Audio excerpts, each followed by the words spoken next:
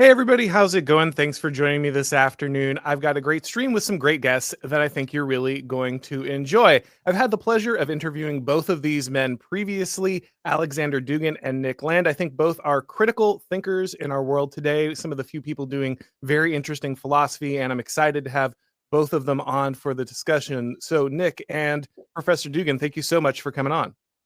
Great to be here with you both. Yeah. Thank you. Thank you very much. Absolutely. So we're going to get deep into this, guys. There's so much to talk about. I think we're going to talk about accelerationism, angels, the possibility of liberalism, an extension of the Anglo way of being. But before we get to all of that, we need to hear from today's sponsor. Everyone knows that college is a major investment, so it's really important to do your research. You want to find a school that shares your values, but who has the time to dig through all those college websites? Well, today I've got great news for you. There's a free, easy-to-use resource that does the work for you. It's called ChristianCollegeGuide.com. This online directory of over 250 Christian colleges and universities is a one-stop shop. ChristianCollegeGuide.com lists all the basics such as acceptance rates, tuition costs, and academic majors. But here's what makes this resource truly special. ChristianCollegeGuide.com will show you the school's faith commitments, its campus policies, and its spiritual life. All the info that you will need to find the college you can trust. This is the definitive college guide for Christian higher education, and it's completely free. So if you or someone you know is considering college, go to ChristianCollegeGuide.com to create a free user profile and start today. It's ChristianCollegeGuide.com. All right, guys, before we get started, I just want to remind the listeners that this is a pre-recorded episode. Obviously, I've got to coordinate this across literally the entire globe so we can have this discussion.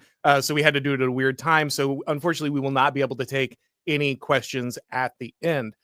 So gentlemen, I'm just going to kind of try to guide this discussion. Obviously, mainly want to hear from the two of you. So I'll just have some prompting questions, but feel free to step in, ask questions, interact. This is by no means some kind of formal debate or anything of that nature. But I'll just open with, I think, what is probably a easy common area of agreement and see kind of where the conversation develops from there. So I think both of you have discussed liberalism as an outgrowth of kind of the Anglo way of being, as a specific strain of this cultural development that has grown into a more global ideology. In some ways, some people might think that's good. Some people might think that is deleterious. But maybe we can just open up with this basic idea. Mr. Land, can you talk a little bit about liberalism as its Anglo roots and what it's kind of become as it's been abstracted out of that particular way of being? Well, the first thing I'd start with a point of agreement in the sense that I think what we call liberalism now as this globalist, universalist, moralistic monster is obviously the greatest problem in the world. And so that's something I'm entirely confident about. Where I think that I will probably be disagreeing is that I don't think that this historical outcome is something that's strictly inherent to liberalism. And I think there is a defensible notion of liberalism, paleo-liberalism, that can be essentially defined in a way that is very, very different to what it has predominantly, what the things that have predominantly happened in its name. And I mean, I have a little spiel on that, but I think maybe I should sort of pause and hesitate and you know, allow the counter position to be stated first. Absolutely. So, Mr. Dugin, do you believe that there is a version of liberalism that can be healthy, that can be operated in the service of the people it was meant to serve? Or do you think? Can I just interrupt? Having said Sure. that, just for one thing, just to say that it can be healthy for the English people. Mhm. I mean, so I totally am not making a claim that even in the most stripped down paleo form, this is something that is the basis for a global ideology. Sure. That is not at all my claim, and that rather is a point of disagreement. So yeah, sorry. So thank you. We could discuss, we could touch the subject from different angles. First of all, I fully agree that liberalism is Anglo-Saxon phenomenon. So we need to make a kind of genealogy of liberalism, because it started from Britain. And I don't think that always Britain was liberal. So that was a kind of some historical moment when British people, English people, they turned into this ideology. And we did, if we delve a little deeper, we could trace a kind of genealogy of liberalism. And what is liberalism? Liberalism is the identification of the human with the individual. That is a kind of absolute individualism that wants to liberate the human being from all kind of collective identity, from personality. So individual is kind of opposite to personality. Individualism is something that you don't share with anybody. So that is true individual, the individual core. So you are absolutely yourself and nothing else. So you have you don't share your identity with the class, with the estate, with the church, with the race, with the ethnos. So you are absolutely reduced to be what you are and nothing else. So it is a kind of liberation. So individualism and liberalism are very linked, in my opinion, because the liberalism is the kind of project. It is historical project, his scenario, the strategy to liberate individual from any kind of collective identity. And that started historically not with Anglo-Saxons, that started with nominalism in France, in Rosselin, that started with Franciscan order in Italy, but it has arrived. It has arrived to England with the same Franciscan order, monastic order, and was a kind of accepted by the people, by Duns Scott, by Ockham, Franciscans themselves, and that has prepared the earth, the territory, for the appearance of the Protestant anthropology based on the individual relations to God. So that was a kind of process of some very special development of theology, of Western Christian theology, that has led to this conclusion, to this liberalism.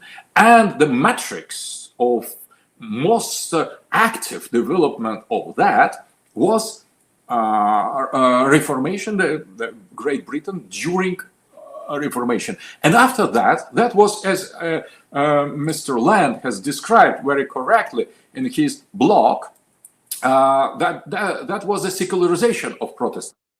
So of Calvinism, Protestantism. So that was, after that was the kind of capitalistic secularization of the same individualism. First religious and theological, and after that secular. So capitalism, according to Max Weber, and according to your analysis as well, was as well a kind of application of this theological, anthropological rule to the whole system of the society, of economy. So in that sense, it is a bit pre-Anglo-Saxon, because before this domination of empirical nominalist attitude, the English theology was different. Anselm of Canterbury and the other. You had many Platonists, Aristotelians, and different kind. Nominalism is something different because, according to Plato, according to Aristotle, the man is something more, much more than individual. So only to individualistic nominalist, Roscelin, Occam version, the human being is individual. So that they didn't start with Anglo-Saxons, but that has flourished thanks to Anglo-Saxon tradition. And that was a kind that became, at the same time, a feature of the Anglo-Saxon identity as well, projected on the United States as well. But at the same time, step by step, it became a kind of global, universal pattern. Recently, because continental French, German tradition fought against this until recently. So now it is a kind of universal, global norm. A kind of, so if the man is individual, and that is out of the discussion. So, and when this Anglo-Saxon philosophical concept became universal one, there will be all the contradictions included in it became open as well. So now, if we compare the old English high style, very ethnically limited understanding, exclusive aristocratic understanding of liberalism, if we compare that with this globalist, very vulgar, so mass version of liberalism, we could have a shock, because comparing this paradigm that was ethnically marked with the process of globalization, of massification, first of all in the United States, it gives the very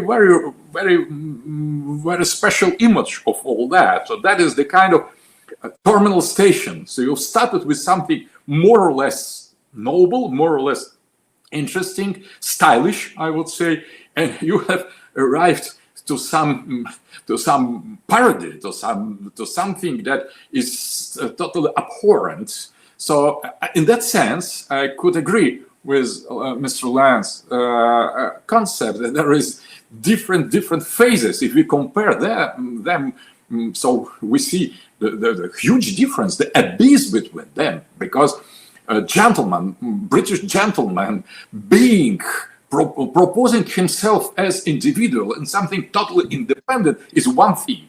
You can find very literary good examples of how it works. So that is something very high and stylish. So you could bear your identity as English man did in the history and the culture, and now when we distribute that among all the population, that is a parody. That is something extremely awkward. That's horrible. That is a kind that inspires the kind of the sense of we deal with something shameful, with something completely opposite to the beauty, to the dignity. So we should not distribute that among everybody else. And being localized, this individualistic attitude being put in the normal limits, it could be very sympathetic and attractive, but projected on the global level, it seems horrible. For sure. I think maybe we'll get onto the whole globalized side of it for sure, and it's where everyone here is beginning in terms of the problems that they're facing and contemporary politics. I mean, there's two immediate responses that I would make to what you've just said.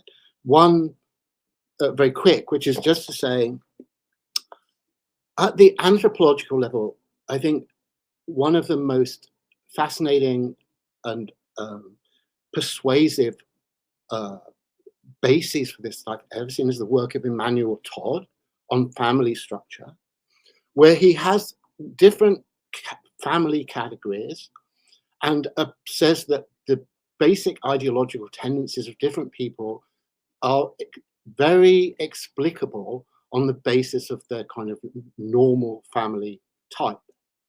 And one of his family types is what he calls the absolute nuclear family. And it's very restricted. It's basically English and Dutch. And he says that this is associated culturally with tendencies to liberalism in what we would now call its libertarian variety. So I think, you know, I'm saying this just to say I think people are different. And you know, just underscoring this thing that this is, I think, an English problem initially, and it becomes a completely other type of problem when it becomes globalized and generalized as a pattern for all human societies. Just to stick to the, I'm not saying Emmanuel Todd is the alpha and omega of this question at all, but he brings out the absurdity of that globalistic project, of that it's implicitly saying all the peoples of the world should pattern their social existence as if they had an Anglo-Dutch family structure. I mean, it's ultimately a nonsensical and unsustainable, an absurd assumption and an assertion that, you know, seen in those terms, of course, cannot lead anywhere good. And the second thing I'll say is, individualism, I think, for sure is crucial, but it has different aspects to it. And I think the aspect that is truly crucial, and which ties up with the theological structure of paleoliberalism, which I 100% agree is Protestant. You know, I talk consistently about the Anglo-Protestant Whig tradition, an ethnicity, a religion, and an ideology. And all three of those are the same thing, seen from different positions. And a way into this, because I think that there's been this bizarre amount of Satanism discussion recently. And so I thought, I know this is a text that is very important to Professor Dugin, and which is in Faust, part 1. I think the Faustian spirit is very much part of this discussion, where Faust summons Mephistopheles and asks him, "Who are you?" And Mephistopheles says, "Ein Teil von jener Kraft, die stets das Böse will und stets das Gute schafft." A portion of that power which always works for evil and affects the good. Which evil, sorry, this is the translation, I don't think it's the good, which always wants evil, which always works for evil, and always creates the good. So that's Goethe's, if you say, well, what is Satanism? That's Goethe's answer to that. I think it's very interesting. Mandeville's, the consolidation of paleoliberalism in England really takes place in the Scottish Enlightenment. You know, perhaps the single most perfect distillation of it is found in Mandeville's The Fable of the Bees, which I don't think I can summarize very easily with a quote. I think it's just to say he goes on to influence Adam Smith. And if I could just, a very quick citation from The Wealth of Nations, where Smith says he generally, and he means the individual. He's actually said before, every individual. He generally, indeed, neither intends to promote the public interest, nor knows how much he is promoting it. By preferring the support of domestic that a foreign industry, he intends only his own security, and by directing that industry in such a manner as its produce may be of the greatest value, he intends only his own gain. And he is in this, as in many other cases, led by an invisible hand to promote an end which was no part of his intention. And that, to me, is the essential ideological aspect of individualism as it relates to paleoliberalism. That's to say, the fundamental assumption is that there is an empty position, what I call the empty summit, which would be an instantiated public morality.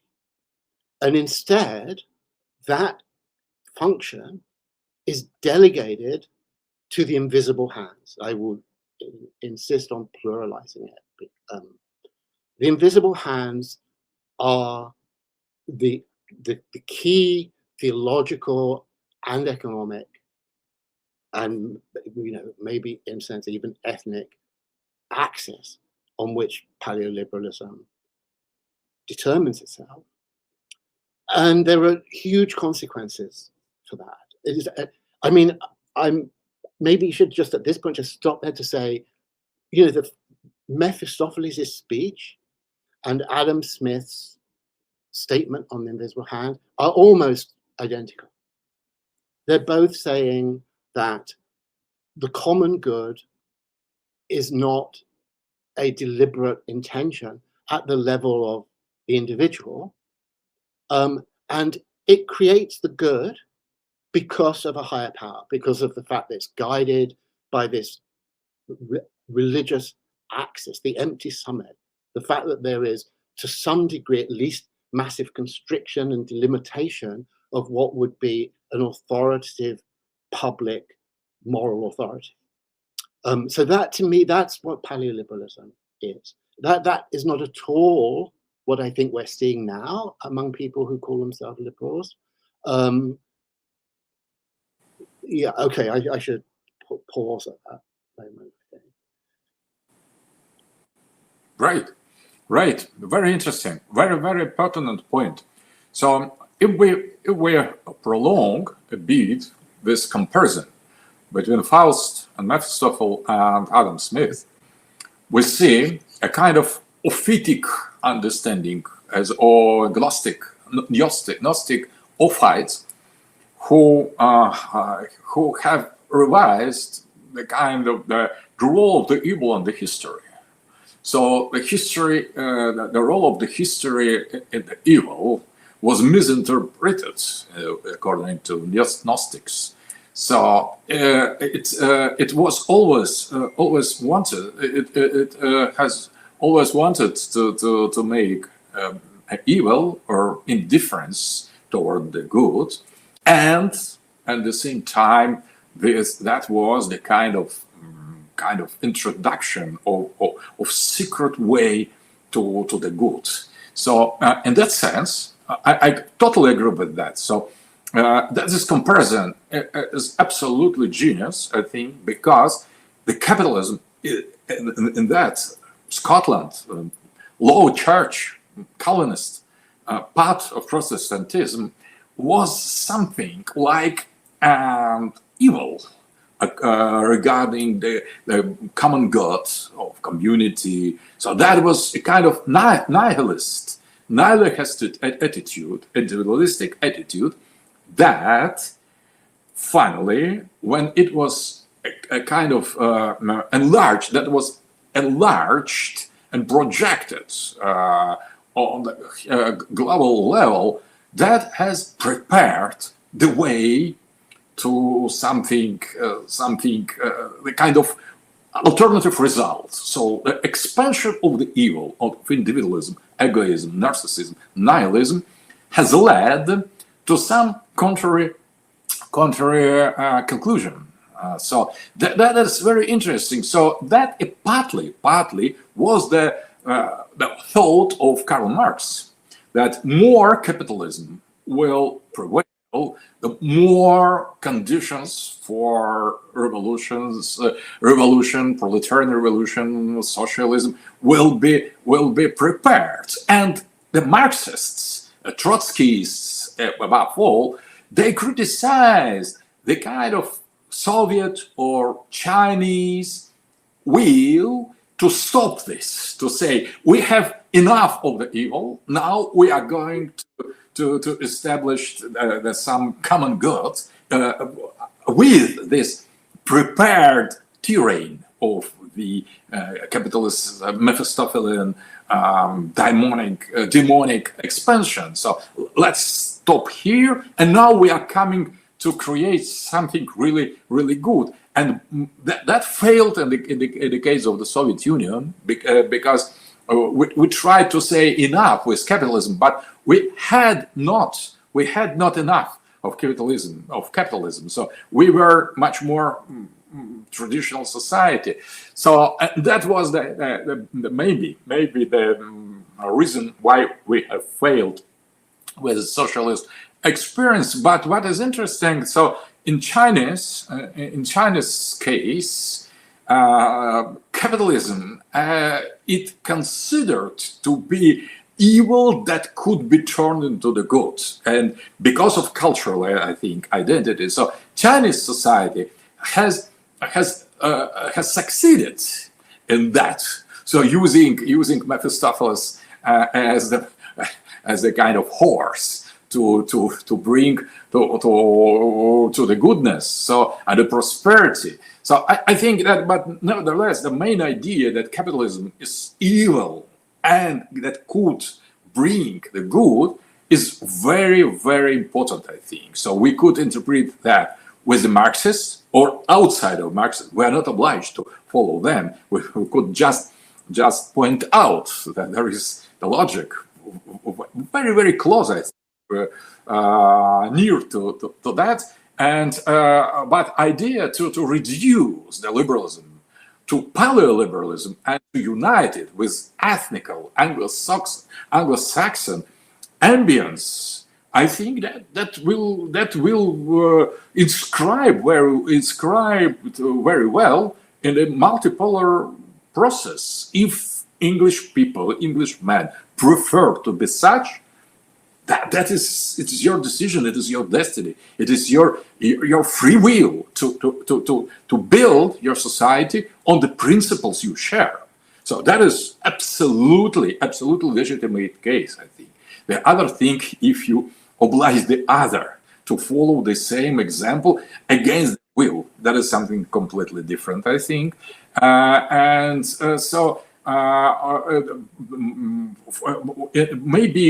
Maybe this idea to reduce the liberalism to its paleo origins, the paleo liberal form, it could be very, very, very, very good accepted in the world. But more exclusivist liberalism is, the better for the humanity, I think, and better for Anglo-Saxons and British people as well. It's your destiny, it's your culture, it's your particular response to the answer or challenge of history, and you could defend it, you could insist on that, but when it comes outside some normal, organic, natural limits, it became something different. That is my point.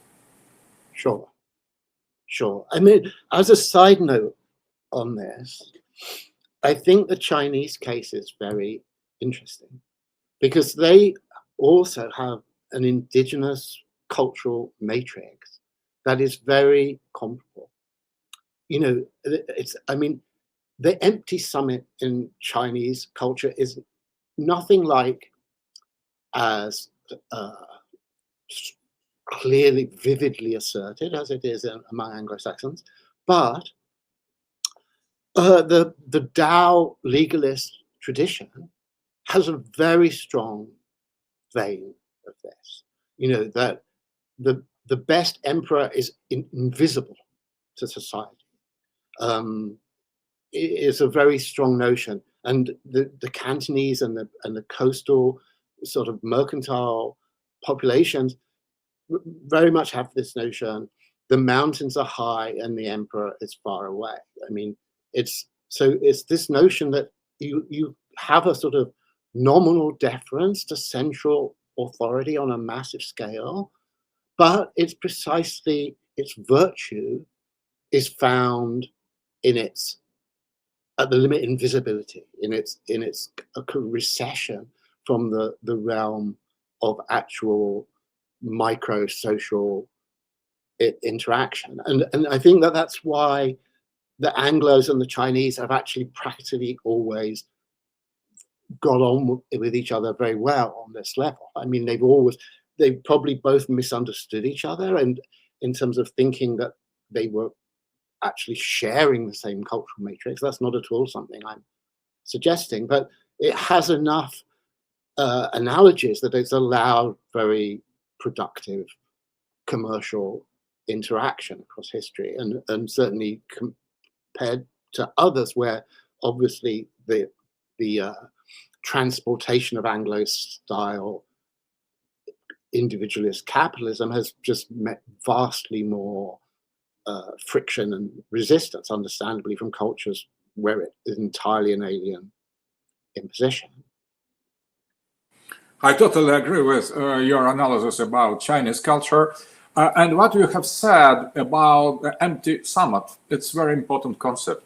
I think that we need to understand that empire, classical empire, sacred empire, was precisely defined by transcendental nature of the summit. So the summit is not filled with some positive meaning. It is open. The summit is open. That is the very, very, very natural sacredness. The same with emperor, who is high, who is hidden, who is outside.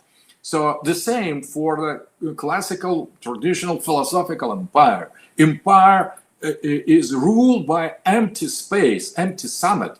Empty summit is apophatical political concept. That is very, you're absolutely right about that. So it should be held open to the spiritual influence, to be open to be filled by some extra human presence, and that is very functional element. So, and in my opinion, I have made my suggestions in my XCOM account concerning your concept of cathedral, your concept of Curtis Yarvin. So I think that there maybe the much more correct concept would be for cathedral republic. Republic, it's something closed on the summit. The summit is totally closed, so it is purely profane, nothing sacred, nothing, no openness to the high, and only self-reliance on the same immanent rational organization. So everything great comes from empire, from the political concept, social, philosophical concept with empty summit. That is the key element. Empty summit, apophatical top, apophatical height of the political organization makes the society make society open to the presence of transcendent influence. That is sacredness, and republic is always profane. So kingdom, monarchy, empire could be sacred, and when you are you choose the republic, you are closed on the top. So you put something, you put the mirror on the top. So mirror that should mirror some these mainstream desires of this whole atomistic creatures. So that is a kind of what you have called the other very genius concept, degenerative wretched. So degenerative wretched, it is precisely republic. So because republic is self-centered, it is closed on the top. So that is important. So when we when we try to save the state, the politics, we should open that. So we should, through dictature, come to the empire. Before republic, there is kingdom in the Roman case. After the republic comes dictatorship, and after that the empire. So empire is something open, as in Virgil has described it. So that is return to Apollo, the return of the vertical line that should, and the place for that should be preserved for that. And maybe in the early Protestantism, pre-Protestant vision of Wycliffe, for example, or German mystics as Meister Eckhart, they preserved this empty space in the heart of the human heart, in the core of the human heart. So this empty space where the Christ should be born is a kind of apophatical terrain, domain. So empty summit, I think that is great concept. So I agree with that. I mean, I was thinking that people might need a little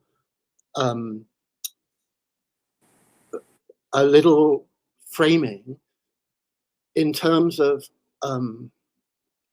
it seems to me, like looking at your work and looking at these questions, that there's two sort of frames that interact. I mean, one is actually folded within the other, which is there's a theological frame, and there's a critical, German particularly critical philosophy, and both of them share an insight that's very close. I mean, obviously, in a way, critical philosophy, maybe you could say, actually secularizes this insight, but the theological basis is the fundamental role of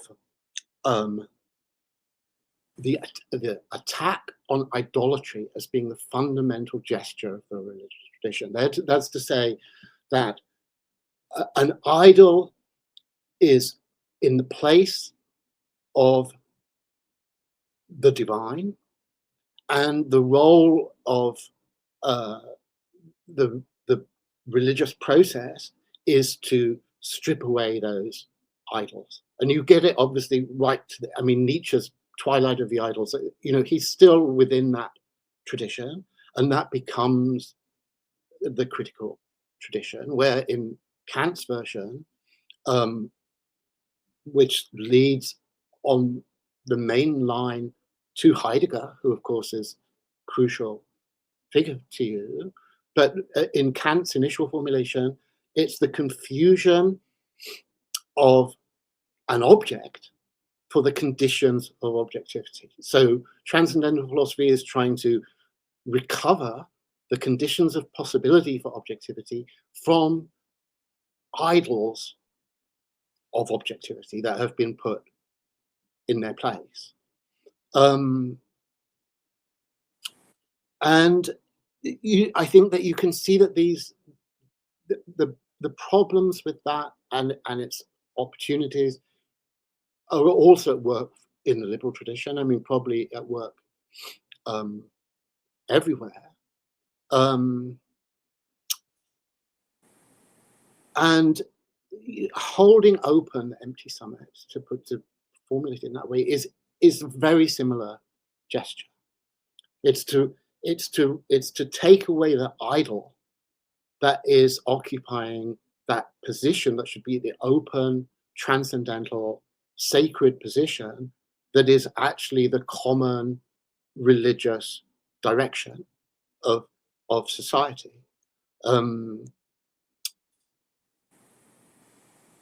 Yeah, I'll take that as a complete thought. But no, sorry, I won't take it as a complete thought. At the risk of a slight digression, maybe I can just actually relate it more directly to your work, in the sense that it seems to me that your fourth political theory is actually in a double sense Heideggerian. Like it's Heideggerian because you talk about Heidegger a lot, and Heidegger is the key to you to actually kind of organizing what is going to be substantially and positively the fourth political theory. But it's also that your work is structured very similar to Heidegger's in the sense that actually it's a question. You know, the structure of the book is a question.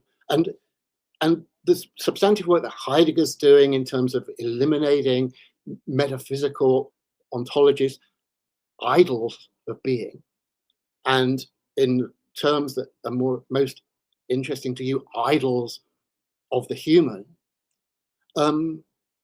you two are spending, you know, the substance of the book is clearing away these idols of the position that would be the fourth political theory, and to understood correctly, the fourth political theory, like the question of being for Heidegger, is actually a question being posed articulately by your book, not something that can be just understood as another object level claim that you're proposing some model of politics as a substitute for these idols that you're wanting to demolish. So, I mean, I guess I'm saying on that, do you think that is a sound approach to what you're doing in that work and on that line of inquiry? You have grasped the very core intention of fourth political theory. It is exactly as you have said. It is just the question. It is not the answer. It is clearing, preparing the terrain for something to come. It is open-summed concept. So absolutely, it is liquidation of idols of the modernity, of political modernity, with this limited liberalism, communism, or nationalism, and a kind of invitation to put the question of the politics in the open. So it is questioning. It is not the model.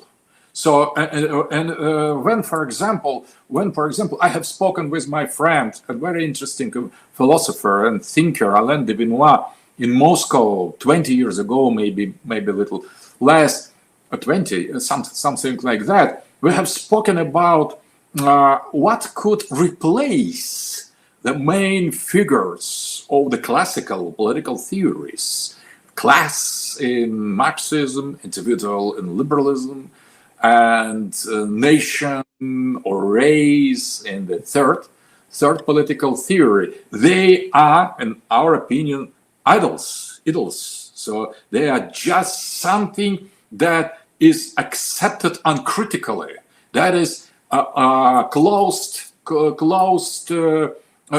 summit concept. So you should do that because of class. You should do that because of individual. You should do that because of nation or race. And what could replace them? And we have simultaneously came to the conclusion that we should let this subject to be something indefinite, so something open. And we agreed with Alain de Benoit about the concept of Dasein, of Heideggerian answer. So the main figure, the subject of the fourth political theory should be Dasein. And that creates a new geometry, a new approachment to the field of the politics. So we should construct the institutions, economies, social relations, basing on existence before it is shaped as, for example, class or this kind of subjectivity or other class type of subject. So it is, but this absence of the concrete project is not just defaults, not just something we miss or lack. That is a kind of richness. So the fourth political theory is open-end theory. So it is the concept with open source theory. So you could follow all the elements rationally, because it is based on the philosophy, on political philosophy, on the history, and you could combine or try to transcend that. That you can answer this open question as you wish. So when I have spoken very interesting elements with a disciple of Heidegger, Professor Hermann in Germany, in Freiburg, he was his last pupil and follower, and he was the head of the cathedra of the phenomenology in the Freiburg University. And I have said to him, he was very close to Heidegger, to Hermann, that I think that there are multiplicity of designs. There is not only one design, human design, but there are so many designs as the civilizations, as culture. He started to think, and he said Heidegger would deny that. So for him, the design was unique, and that was the relation to the death. And I have found an argument. So, but if you consider how the death is perceived in Japan, in Russia, in China, in Western world, in Islamic world, in India, there are so many different relations to the death. That is not one universal relation of being to the non-being. So that is culturally defined.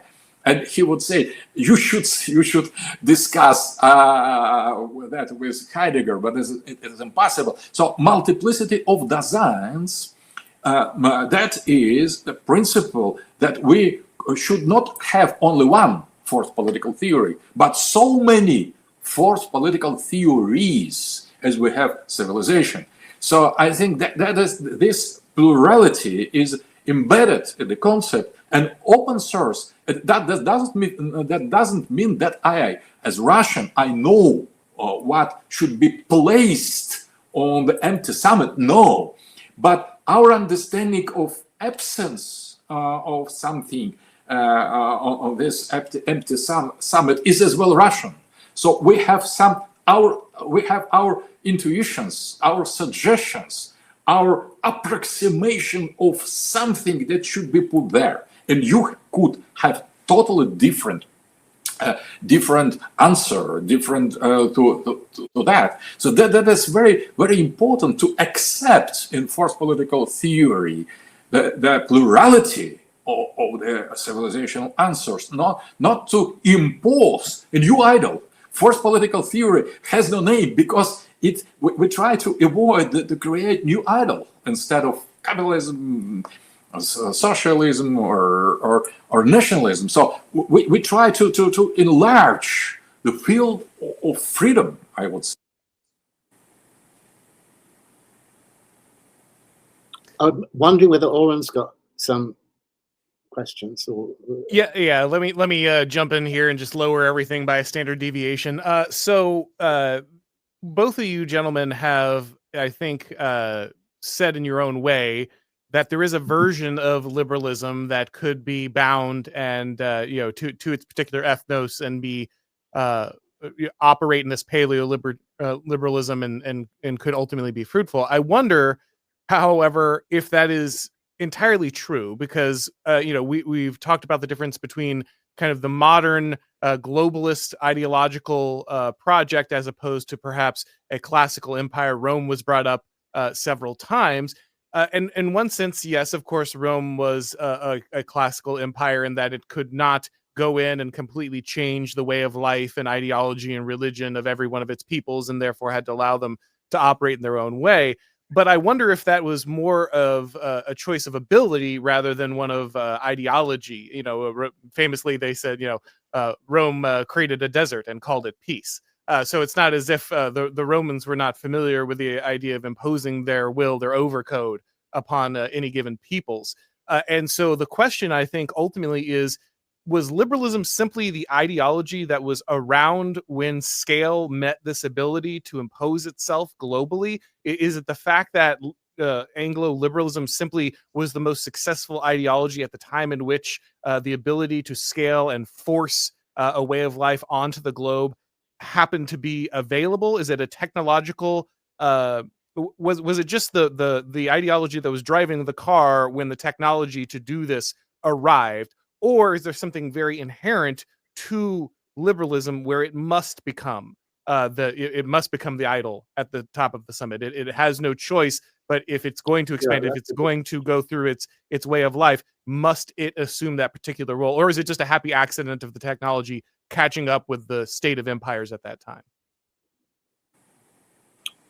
Yeah, well, look, I'll respond quickly to that.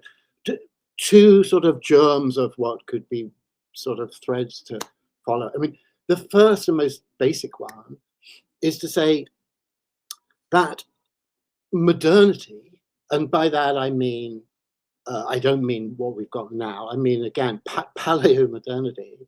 That's to say, capitalism, technology, modern science, I think are integral to even paleoliberalism. I mean, I think it's in the 17th century, the liberalism came together, modern science was initiated, capitalism.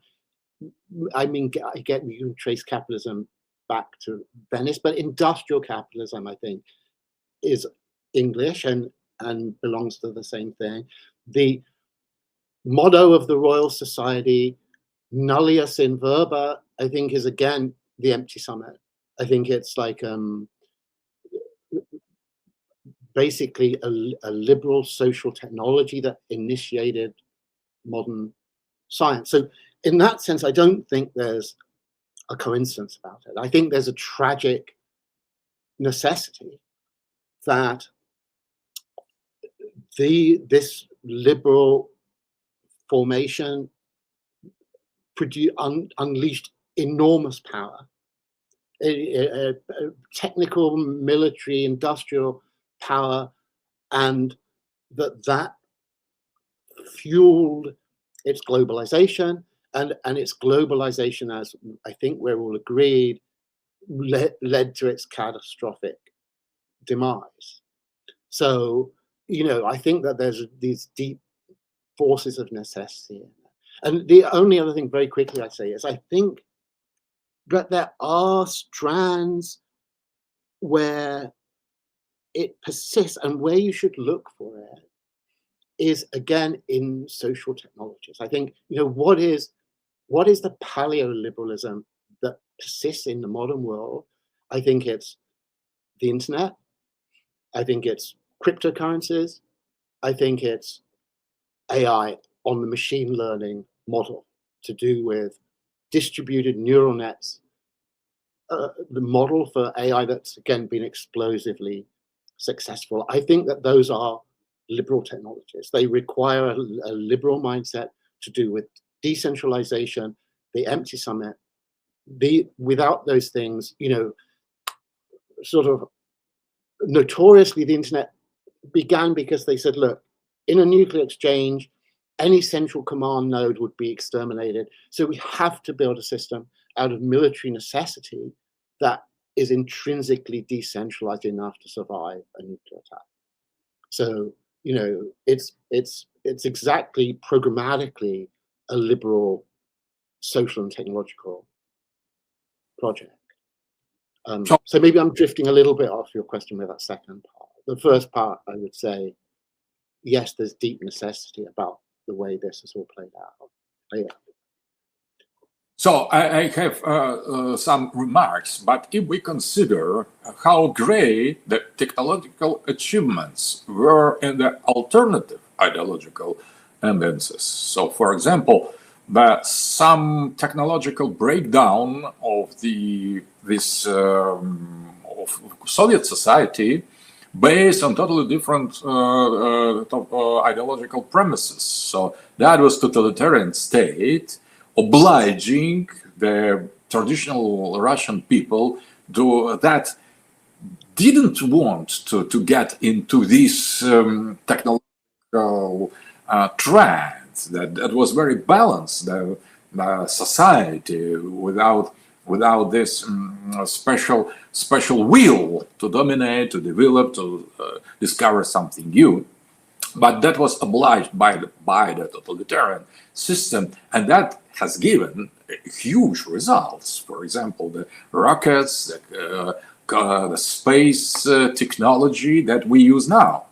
So we have, during this common era, have developed much more than during capitalist 3 decades of the liberalism. So that was total destruction in our country. Liberalism has brought with itself the total devastation of the economy, and not the kind of the impulse to create something. Everything was created during the totalitarian Soviet time. And if we compare that with the achievements or technological achievements of Nazi Germany, so Soviet Union and West, we will look very modest comparing with this huge and very crazy breakdown of German racist Nazi technology. So we never confess that, but impact of their huge expansion during 12 years. So they gave much more impulse to the technological development than liberalism. So that is just a remark. And the second point, I think that modern paleomodernity, the concept, very interesting, paleomodernity. So there is two way to interpret the modernity as such. So, as maybe I'm wrong, but you, Mr. Land, you have different phase in your philosophy. I've tried to study your texts and books. So, in the first stage, maybe I'm wrong.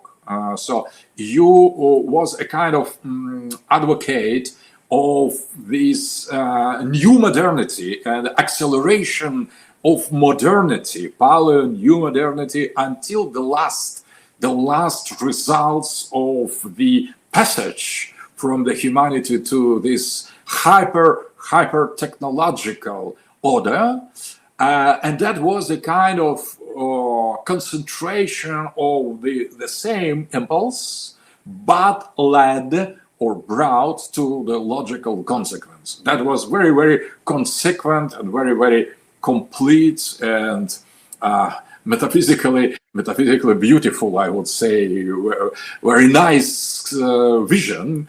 And in the last phase, maybe I'm wrong, so you advocate much more this kind of moderation in that. So the liberalism, paleomodernity, that was right thing, and new globalist development, this internalization, universalization is something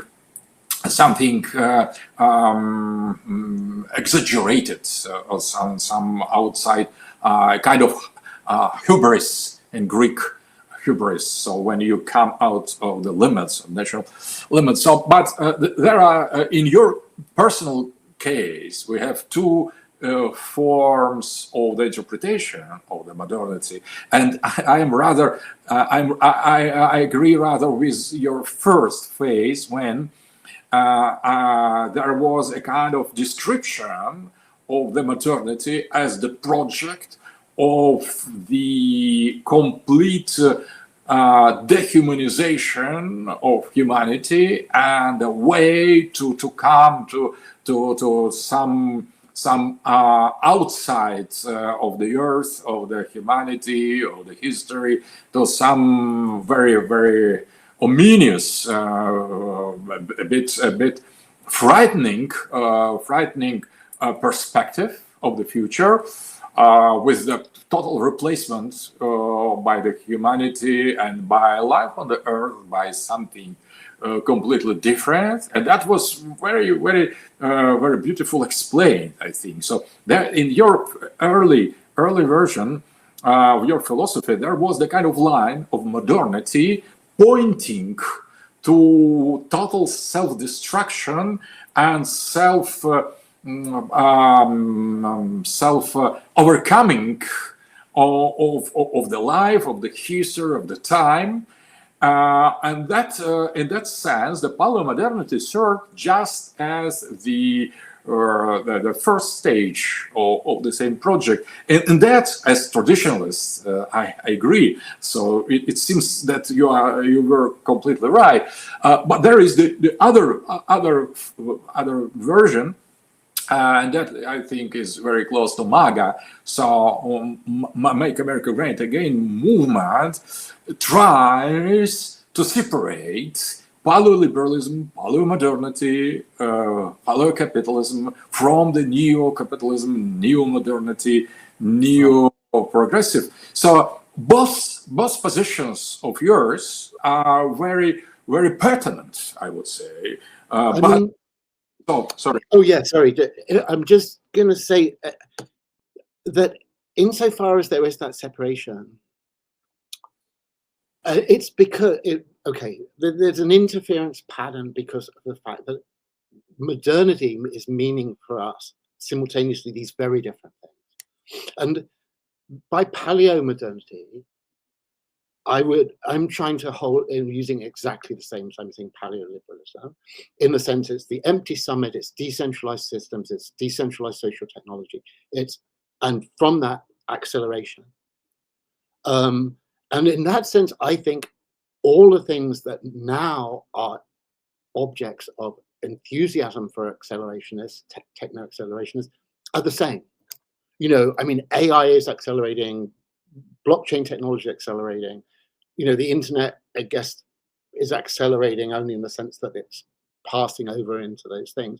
And that's because it still is essentially on this model of decentralized systems without authoritative overcoding by some higher instance. And so on that level, I have totally not become a kind of advocate of moderation. It's only that there's a whole bunch of these other things that we mean by modernity, which I think you predominantly mean when you talk about modernity, to do that I don't think are at all liberal in any sense other than wearing it as a skin suit, to do with the hypertrophy of the state, the hypertrophy of bureaucracy, in its final phases, this woke lunacy that's the most culturally ruinous process that's ever happened in our history. And, obviously, insofar as that's what one is meaning by modernity, then it's not only a question of slowing it down, but of trying to completely get off that train. So yeah, sorry to interrupt. No, thank you very much. But it seems that you interpret yourself from the present state. So late Nick Land interprets early Nick Land by the position of late Nick Land. So thank you very much for your. So it's very important, I think, in the first stage and the last stage. Always you are very pertinent. So we could start with one point, with other point, we could get back in your thoughts. So I think that first stage that I have read your book on fanged noumena. That was a kind of I was very astonished by that. That was kind of global confirmation of traditionalist Guénonian, Evolan, Heideggerian vision of how the world ends. So the technological development, this liberation from the human presence, from the Dasein precisely, and this passage to the artificial intelligence, totally technological structures, and liberation of the core of the earth, in order to put the end to the life on the earth. That was precisely as we traditionalists, we interpret the will or the very being, very essence of the modernity. Modernity, it is Antichrist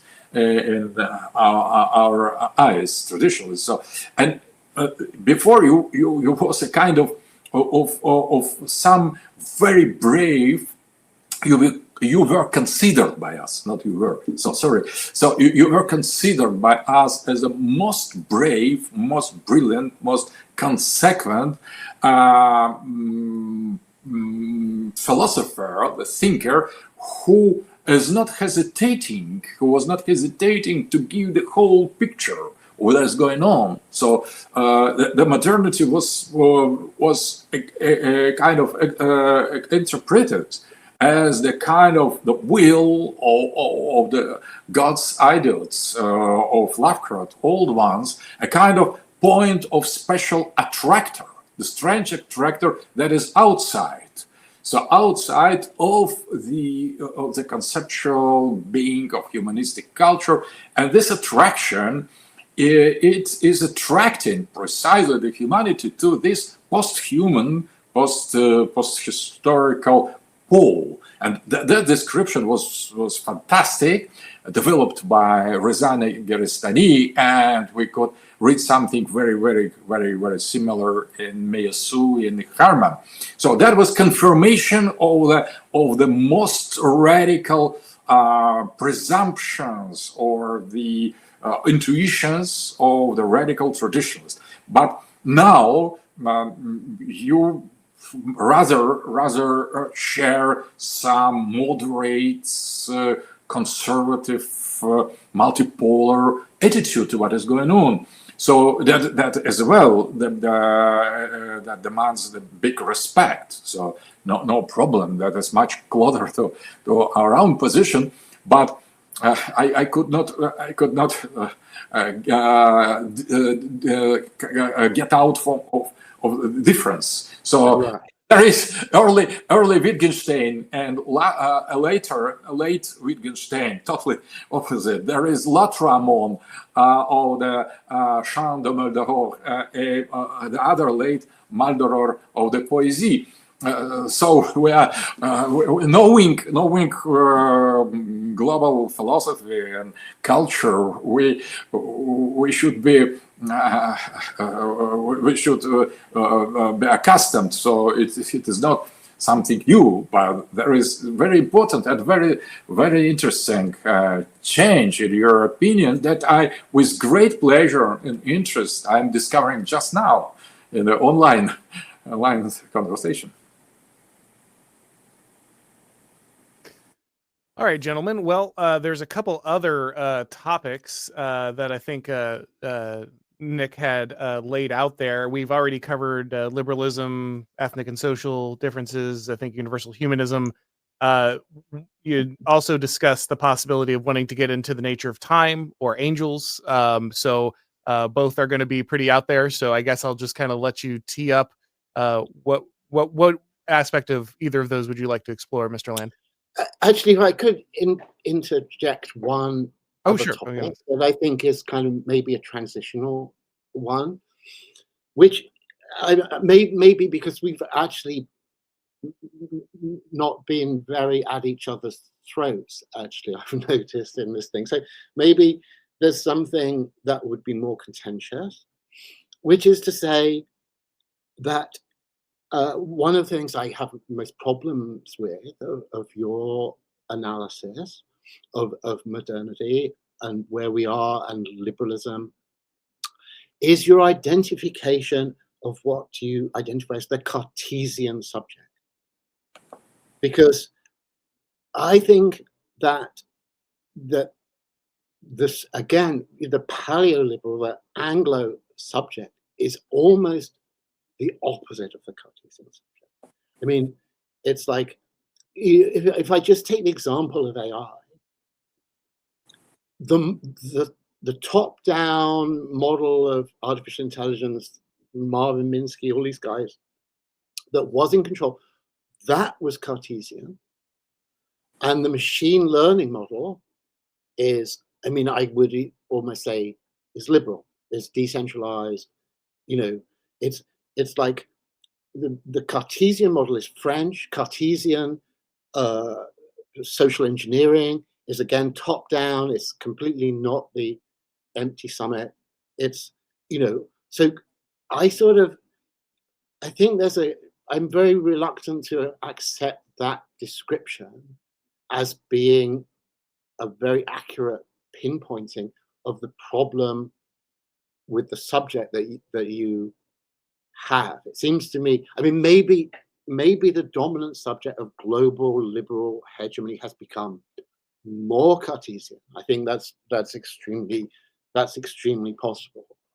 But I think that essentially the liberal trend that has led to where we are is something that has been in competition with a Cartesian model of subjectivity and has, at least in its own mind, prevailed over that Cartesian model of subjectivity.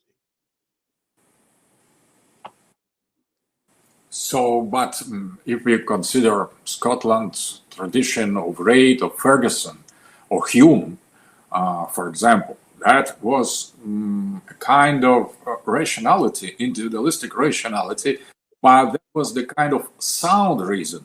So the reason, common reason. So common reason, it is not just something totally individual. It should correspond to something general. So I think there are just two approaches, in my opinion.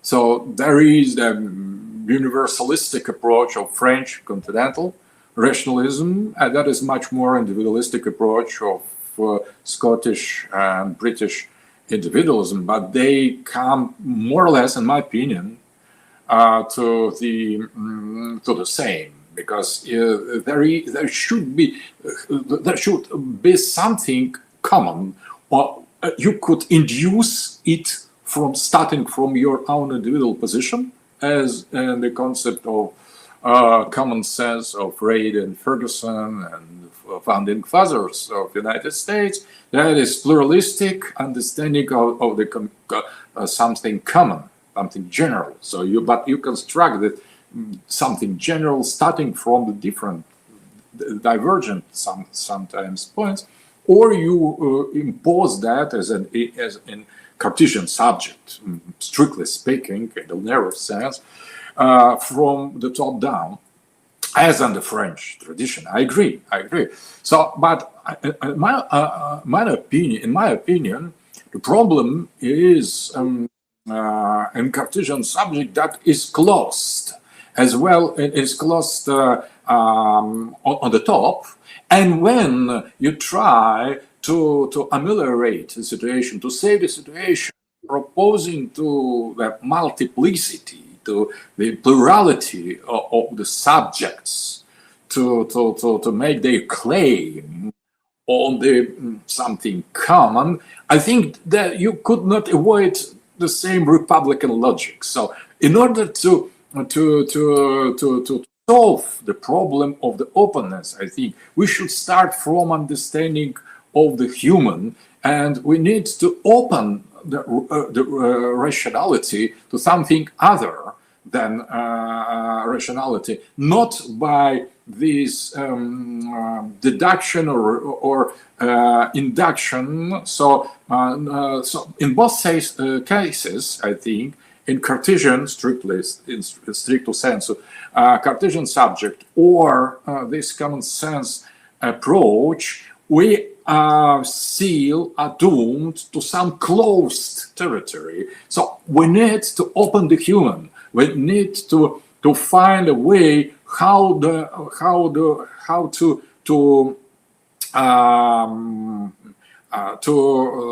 make the rationality to be led to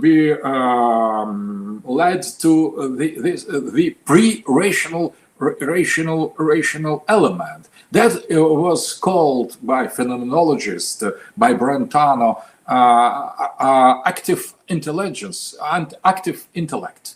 So there is something that is not rational, it is pre-rational inside of us, and that is openness, that is apophatic dimension, and that could not be reduced neither to this unique Cartesian Kantian rationality, nor to this multiplicity of the subjective individualistic rationalities, as in the Scottish version. So, in my opinion, this problem can be solved, and by the opening of the human mind to something more than human and than mind. So, and that will create the real dimension of freedom, and that will create a kind of totally different access to organizing the society, and that will be open summit, but in different interpretation. So that is my opinion. So Cartesian subject and is strict and a narrow acceptance. I agree with you. It is much more. It matches much more the continental philosophy. But in my opinion, individualistic plurality of the reasons doesn't solve the problem. That's my opinion. So maybe we should move on to the eschaton. If there's a way of doing that without a hugely massive leap. No, by all means, go ahead.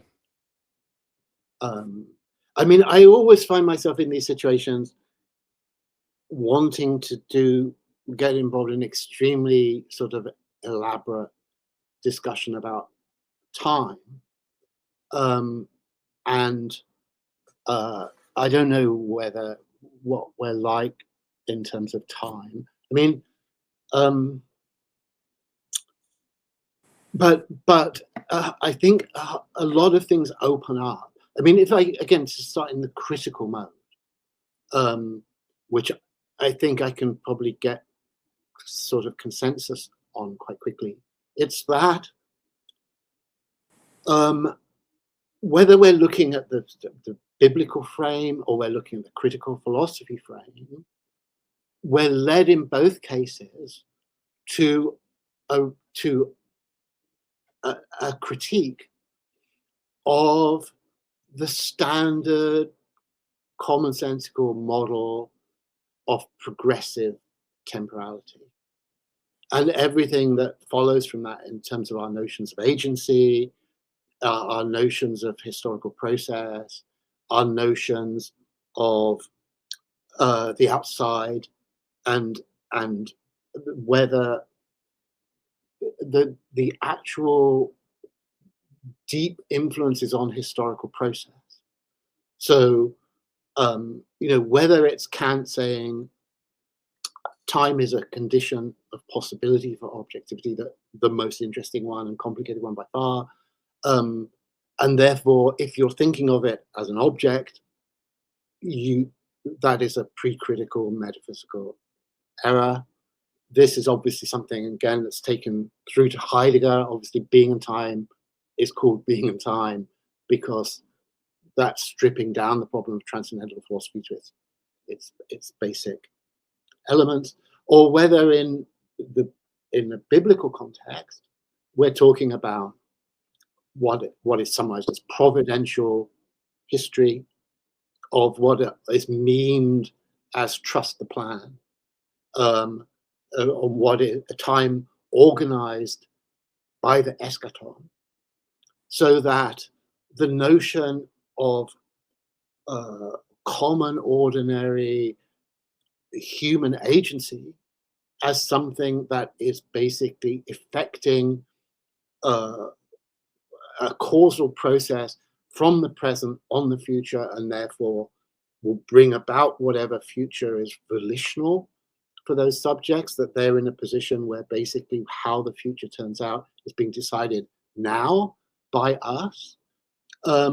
That's obviously theologically and critically disrupted by these two frames, and so I guess that's a lot of this is very relevant to the discussions that we're having about history, what is happening in history. It cannot simply be the case that at a certain point in history, certain mistakes were made that led to bad things happening. It's like that is a kind of, there's an element that is inescapable from that, but that simply can't be the story, because that is a sort of secular history story that is inconsistent with any sophisticated understanding of time. So that seems to me to be the kind of introduction to maybe a phase of conversation. So, first of all, I would like to say that I have dedicated to the problem of time 47 lectures and 2 volumes. It will be published soon. So I thought many years about that, as you.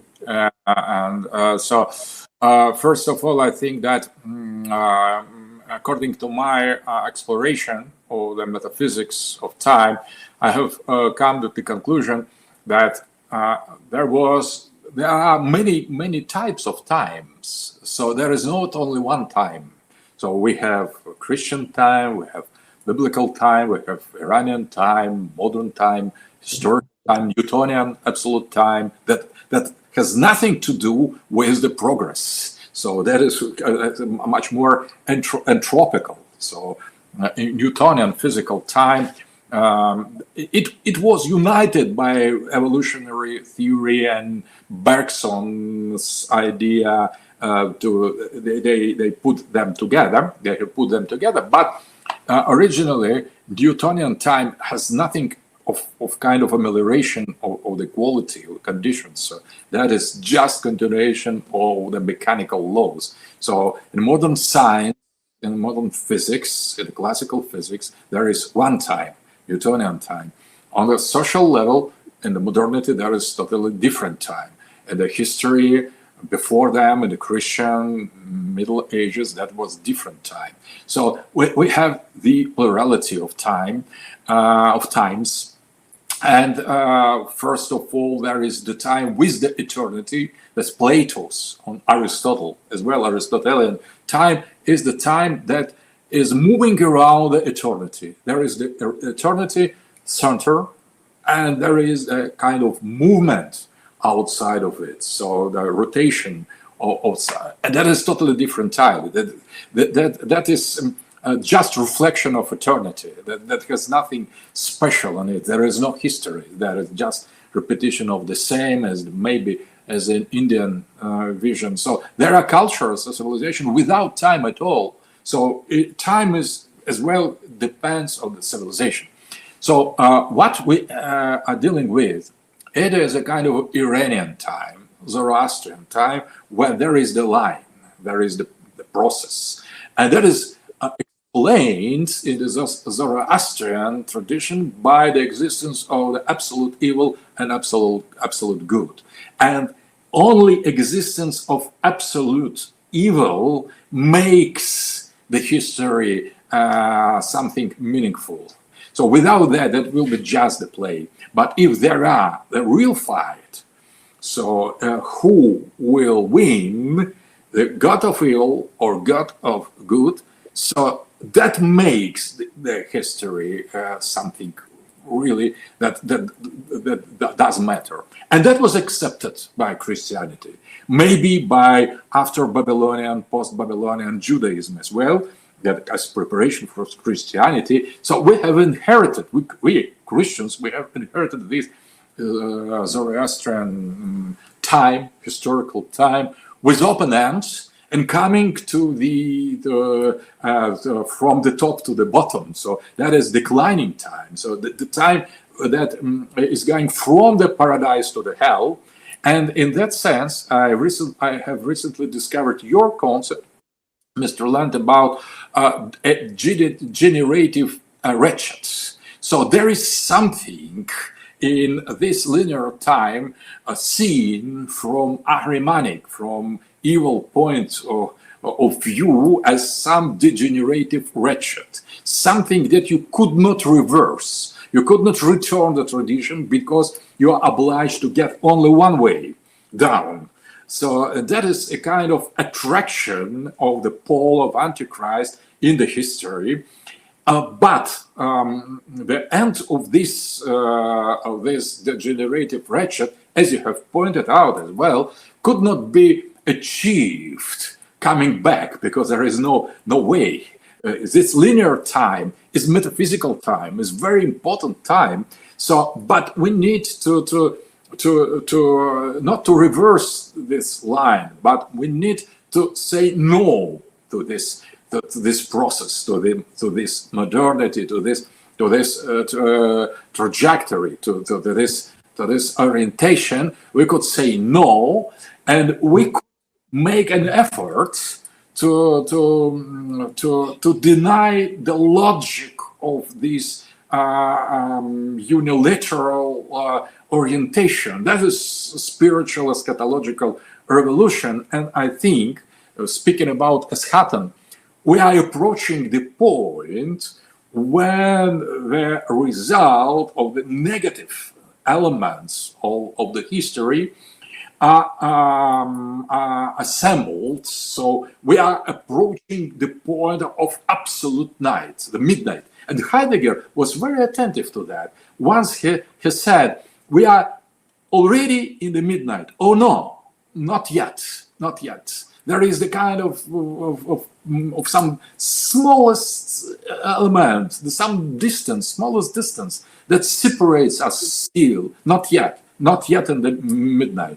So we are approaching the midnight, and the concept of Eschaton is precisely like that, because inside of immanent version of it, so the time will never end, because if you are in total solidarity with the time going down, it will last forever. It is the eternity of the hell. So you are going down, down, down, and that has no end. And if we say stop here, so if we have enough, so let's stop it. So we have achieved the midnight, the point of midnight. It is about not yet. Eschaton, it is about how we consider the situation we are in. So already or not yet. So it is not objective element of historical time. It is a kind of metaphysical judgment to it. And if we say, so we have enough, so it is midnight. Just now, right now, is one point. If we say, oh, not yet, we didn't explore the other forms of transgender culture. We need more technological devices. We need more body positive women. So we don't have enough. So we need to progress further. So it is not yet. So that is, but it is not in the objective structure of time when we achieve or not achieve yet the point of Eschaton. Is my vision. So I've tried to explain it. I mean, obviously, the way you're talking about this confirms the fact that there's the question of agency and the philosophy of time are completely interconnected in a way that if you're talking serious about one, you move over onto the other. And so I'm sort of wondering about this thing. When you say, we say no, I mean, obviously there is a reading of what that means that would be, it would be the most kind of idolatrous mode of humanistic subjectivity and the most unsustainable notion of progressive time, where time is moving forward, we're moving it forward. The way it moves forward is in some fundamental sense our decision, and there's not historical structure that is organizing the decisions in any way that we make. And it seems to me, because I know that you appeal to the language of eschatology, and I'm assuming with that you are invoking the entire theological framework of time that's relating time to eternity through eschaton, and complicating agency through providence, through angels. So what I'm trying to say is, are you not a little bit worried that this sort of decisionistic claim could be misunderstood very much and fall below the level of sort of critical transcendental philosophy or sort of biblical framing that I think you want to invoke? So, thank you. When I'm speaking about the decision, so I don't rely on the capacity of the human person to get rid totally from influence or to decide the logic of history. There is something that is much more than us. But I think that the problem of time, it is as well a kind of intervening times existing in our heart. So we could every moment go this way or the other way inside of us, not on the superficial of our existence. So inside of us there are two times: the time of angels and the time of the history of this wretched, or this degenerative wretched. So being human, in my opinion, we are absolutely free. We are free as gods. We are free as God. So, but we are not omnipotent as God, but we are free exactly at the same level as Himself. So the God who creates everything. We are not. We could not do what we want. We are not omnipotent, but we are free. The freedom is a kind of divine element of us. So we could be in solidarity of the time that goes in different way, in different direction. So we could get to the river in every moment that bring us to the different ocean, to the different sea. So that is this decision that affects us, but it could affect as well the whole ontology. And beside or outside this degenerative wretched that's coming only down, we could choose the way to not to be solidary with that. And there is ontological possibility included in that, in us, because the real nature of time doesn't coincide with this scientific, capitalist, modernist, technological, modern, linear time. There is the dimension of the eternity embedded in time. It's very difficult to discover. It is very difficult to find, but it exists. It is hidden. It is not absence. And the vision or the kind of absence of it is just the cover.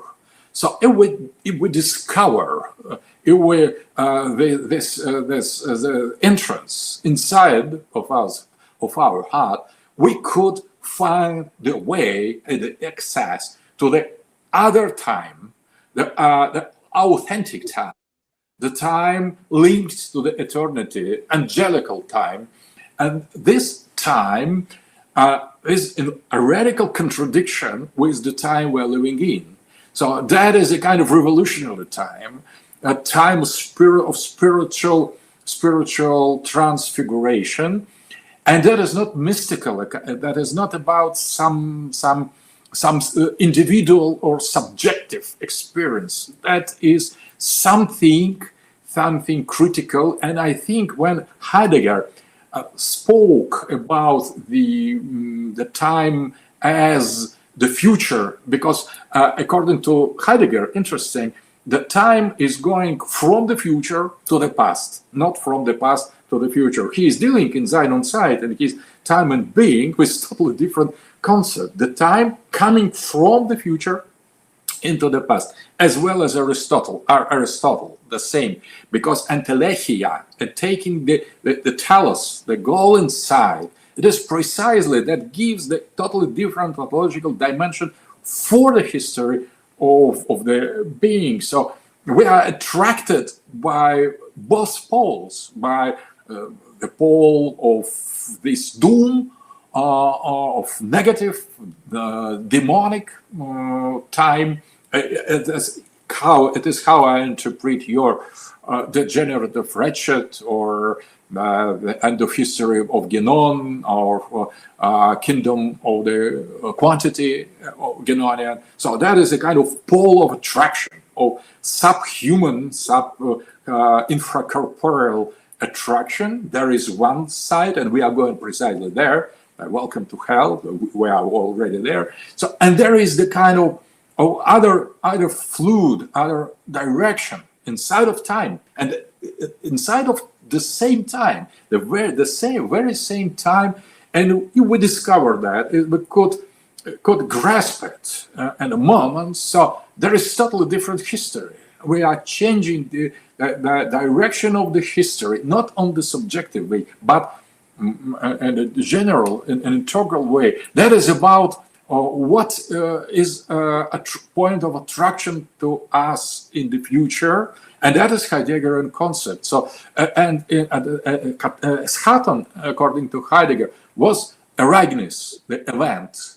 So, if we are attracted by the event, we are fighting with in the same camp as the angels for the end of time, because there is a fight about the end of time, because there are two opposite interpretations of the end of time. We are approaching it anyway, but interpretation differs, not the same, the very moment. The moment is common, but interpretations are opposite. So that is a kind of to be on the side of the angels, not on the side of the demon, in the moment of the last judgment. And that depends from our free will, from our freedom.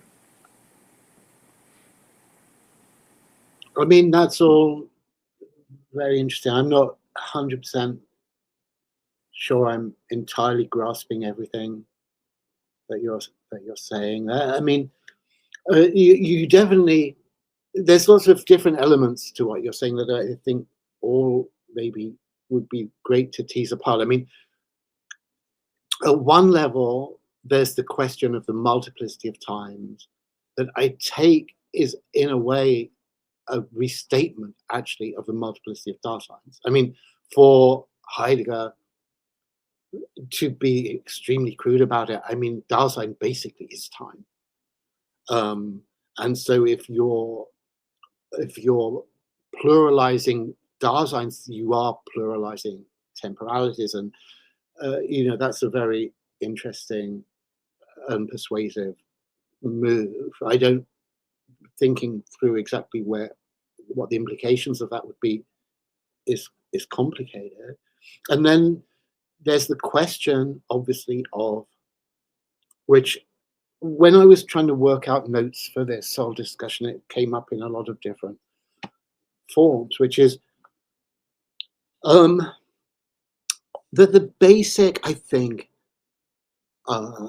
metaphysical contradiction, the tension, the paradox of our religious tradition one extremely germane to this, as we've seen just from what you're saying, but could for sure have seen before that, is about whatever language we choose, like libertarianism in its theological sense, metaphysical freedom, free will, volition, and necessity, ananke,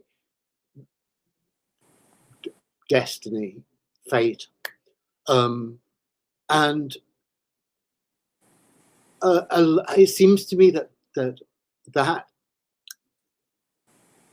problem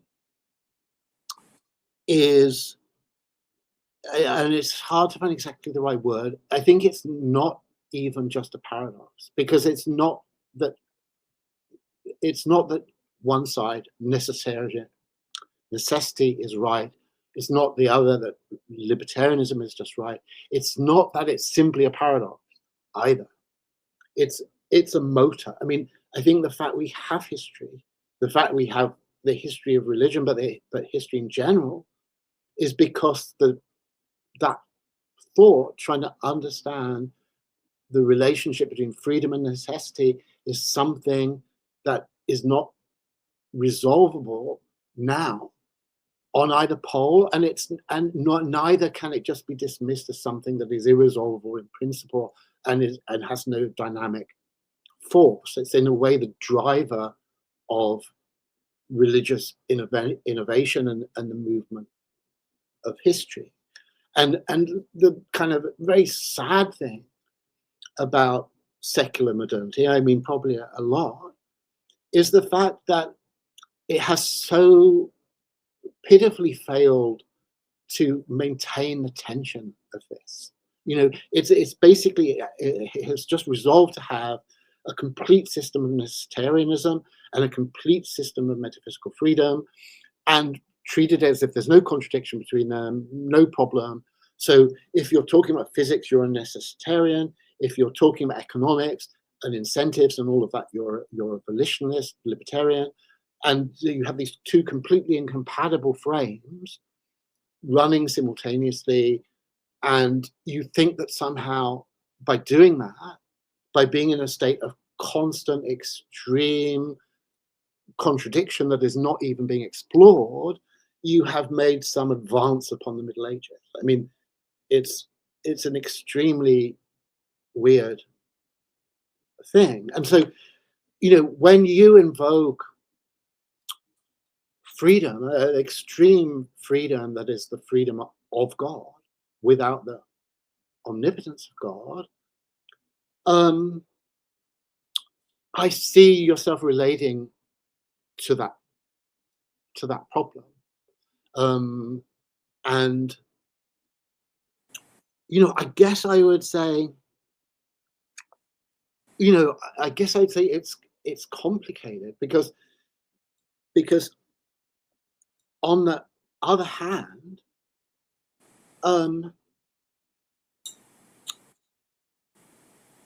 there's freedom and there's also necessity. And it's like, if the claim to freedom is such that it seems to actually be extinguishing the question of necessity, you know, in theological terms,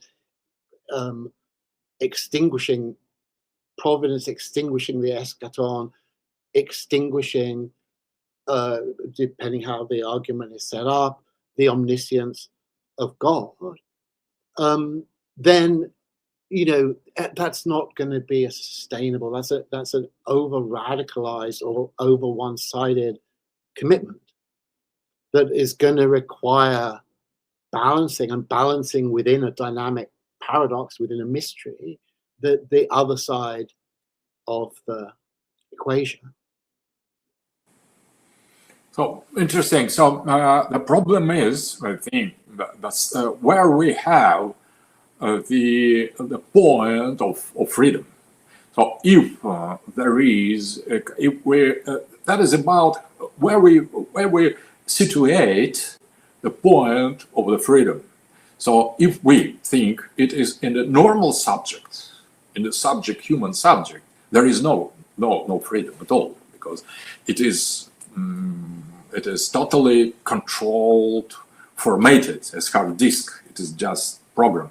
So a normal human is just program inside of operational system, nothing else. That is here is some kind of destiny. So destiny of the updating the operational system. So there that is, and we could follow that trace through the history. So, but in that sense, in order to define where the freedom is, I have developed many years ago the concept of radical subject. Maybe you're acquainted. Yes, yeah. So that is something that appears, that manifests when all the form of subjectivity of human being is taken out. It is, and when the human becomes a total slave. So it's just the algorithm. So when everything in us, inside of our reason, mind, psychology, bodies, everything is controlled by some outer power of society, of the state, of something, of the cathedral, and so on, by the republic. And when you have the illusion to be free, so it is not yet accomplished. So you need to pass through the extreme experience of having nothing at all by yourself, as in an extreme totalitarian system. We were there during Soviet time. You are entering that, or maybe you are already something very comparable, because modern days liberal dictatorship is something very, very close. So you have no right to think otherwise than you are obliged to do. So that is a kind of expropriation of your inner self. So you have nothing inside. Everything is dictated by political correctness, by cancel culture. So you are totally cancelled. Your subjectivity is totally cancelled and given to you after the process of the cleaning. So you should be that. So we passed by that. And that is why I am speaking so easily about that.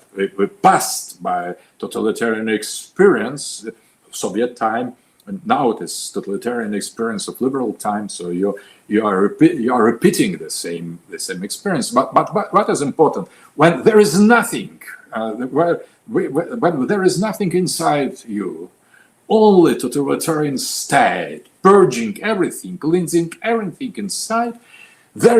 You come sooner or later, or maybe you don't come, but it could be possible to come to some core or something inside of human being that is absolutely independent from that.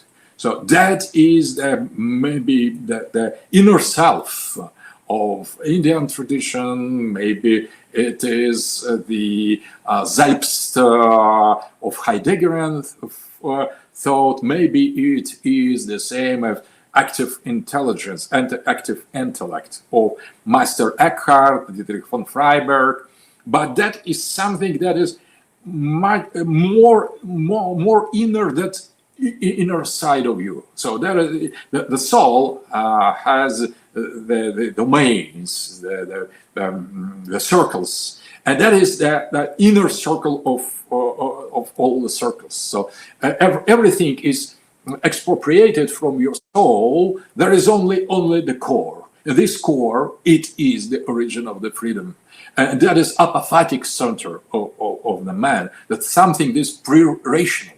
So and that I call radical subject. So the solution about this point of the freedom inside of us, I agree that everything inside of us as well is controlled, is programmed, is manipulated inside of us, except this moment.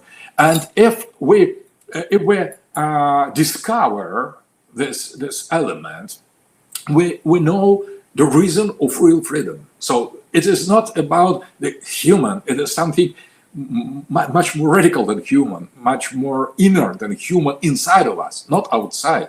So that is important. So that is not easy to explain, but if we start to construct this this concept of how eternity is possible inside of the time that it destroys everything except itself. So we need to think Schatten in the context and the relation to this radical subject. Right, gentlemen.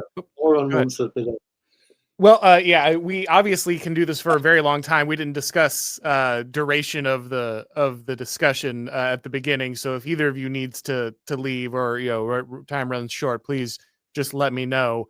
But I would like to ask both of you, since recently the latest episode of Tucker Carlson was on artificial intelligence and whether or not it is in its own right satanic, and Mr. Land here figured rather prominently in that discussion. Mr. Dugin was also mentioned, and so I'd be remiss if I didn't, ask you guys about kind of perhaps how you were portrayed. I'm not sure if you saw the episodes or not, but I think the larger insinuation, especially on Mr. Land's part, by the guy who was being interviewed, was that ultimately your pursuit was Luciferian in nature. In fact, basically, you're a Luciferian theosophist, right? Like that you're kind of rooting for the serpent in the garden, and ultimately, I think that you were trying to commune with evil or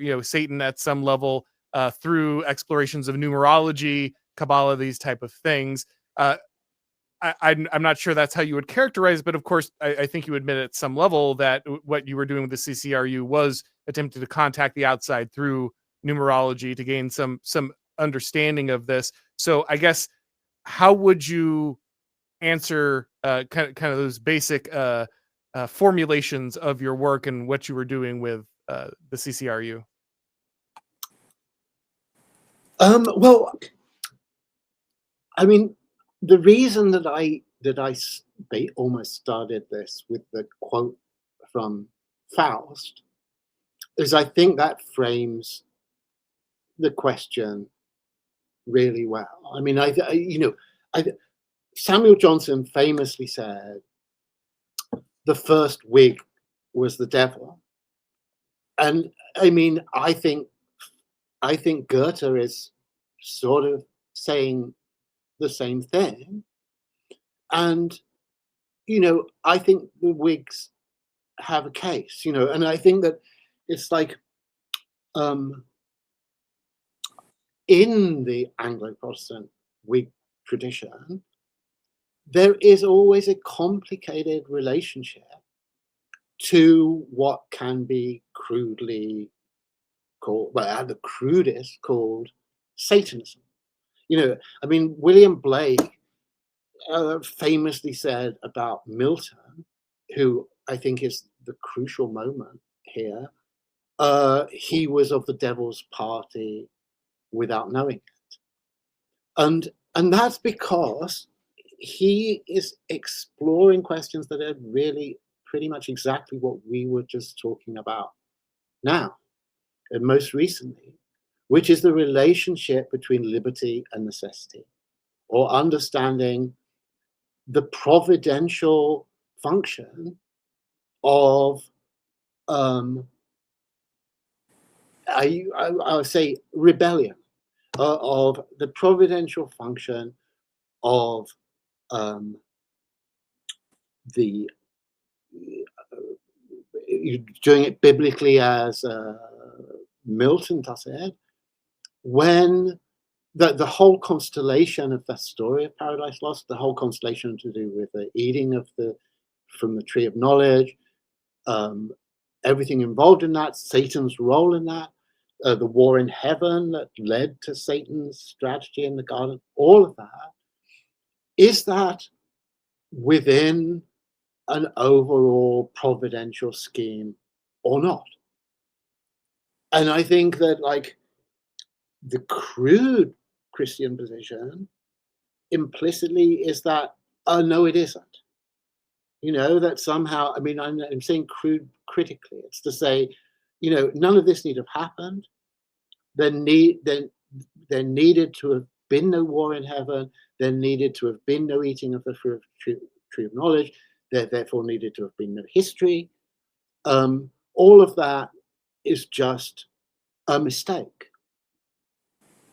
But I think the more serious biblical response is to say, you know, what do you mean by a mistake? I mean, this is in a framework that doesn't, I think, have room for a mistake at that level. It doesn't, the whole schema cannot be like basically skewed by mistake, made at the level of a human agent in time. You know, the notion that, I mean, I'm putting it in more orthodox religious language that I would go to the stake for, but, you know, the notion that God's plan for the world can be thrown off course by a woman being persuaded by Satan to eat from the tree of knowledge. I think if that isn't heretical, then it's like something is really deeply wrong at the core of your religious conception. It's such a weak, pathetic, and even victimological notion of divinity that it could be disrupted by human agency in history, that it's really like, to use Tucker Carlson's word, disqualifying. You know, I cannot overstate how disqualifying that would be as far as I'm concerned. So that's basically my position on it. I think that these things, I think there's a question, there's a religious driver, and that you know, to pretend that that question is resolved at the level it would have to be to lead to a simple denunciation of that set of events as kind of biblically characterized is just can't be right. It's just way too crude, and it's too anthropomorphic, and it's involving a kind of completely idolatrous notion of divinity, divinity as ultimately a buffoon who can be thrown off course by a human act in history. That can't be right. But wouldn't there, I would say this though, there could, you know, even in your conception here, there would be a difference between, okay, this does have to be part of God's plan. This does have to be divinely ordained. This is providential. And I'm going to be on its side. I am going to be contacting it. I'm going to be trying to summon it or understand it, explore it, encourage this particular path, right? Those things could exist where this is indeed something set in motion by the divine, and part of a providential plan, but it doesn't mean you have to side with it, I guess is kind of what I'm trying to say there. Well, I mean, I don't know. It depends what you mean, what you're siding with. I mean, from my point of view, I'm siding with the plan. I'm siding with the story. I'm siding with what had the original plan truster there. Yeah. It's total trust the plan behavior. I mean, and frankly, that over spills into all this zone where it's like, you know, why would you put yourself in contact with entities that are this sketchy? And I would just say that's all trust the plan stuff. You know, like, I mean, I am a kind of extremely finite, limited entity in history, and I'm honestly not well positioned to start doing cancel culture on the angelic sphere. I mean, it's just, I think it would be silly to do that. It's like, you know, I think if something is taking you deeper into the process, if something's taking you deeper into what is actually at the deepest level, the process that you're involved in and that you're here for, that you're alive for in this reality. If you don't want to get deeper into that, that seems to me odd. So yeah, I mean, and I can understand, okay, that in the crudest terms possible, that could be called Satanism. But I mean, I really do not think it is actually Satanism in this. It's not about having some preference for the defiance of divine purpose on earth. It's the absolute opposite. It's actually an attempt to attune in the deepest way possible to the deepest level of divine purpose on earth. And I think to describe that as Satanism is not helpful, but there are deeper levels to that, because I think that that too is providence. That too is providence. That it is about why there are secrets. It's about why there are things that are not for everyone. It's why it's why there are doors with warnings on them. It's why there is the occult. The occult is part of the plan, obviously. If everyone was supposed to simply be in a state of perfect enlightenment about what is happening in history, they would be. So the fact that people are in their own ways groping in the dark and in whatever way possible trying to attune themselves to what they think is right, that is part of the process. I'm not saying it doesn't make any sense that people say this, or it's wrong for people to say. I mean, I think it's just like that. In the big picture, of course, it has to be seen like that.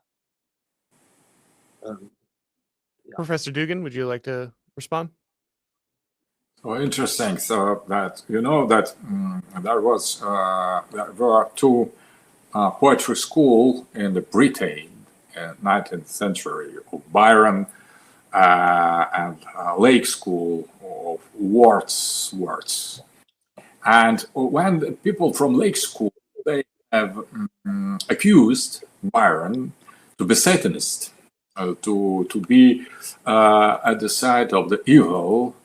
So Byron have responded to Wordsworth that if you would be in my place, if you would experience something more or less close to what I have experienced, said Byron, I would speak with you about Satan and God, but because you contemplate these things at the safe distance, I have nothing to say with you. So there are people depth, there are people of the inner core of the reality who experience some things that could not be evaluated and claimed and called in a simplistic way. So that is my opinion. So I think that the accusations during this interview with Tucker Carlson were very funny, ridiculous. So that is, and I'm wondering who is this guy who appeared there in Carlson. He said many times, I have show, in my show, I've tried to find some traces in the internet about this personality, and I have found nothing. So maybe it is artificial intelligence creation, as Mr. Land has suggested before our meeting. So we should not respond to Grok. So Grok should respond to us, not ourselves. So that is the Grok person. So combining some elements of everything and putting them on the same scale, it's ridiculous. But the serious problem, what is serious problem? That is Antichrist. So I think that is eschaton. It is serious. The Satan is serious. So the logic of history, the modernity, radical enlightenment, dark enlightenment, the ontology of artificial intelligence is serious. And we should not only give to this ontology modern explanation, but we could as well include the possibility of interpretation of hermeneutic of the artificial intelligence from the eyes, from the position of the spiritual and Orthodox Christians people.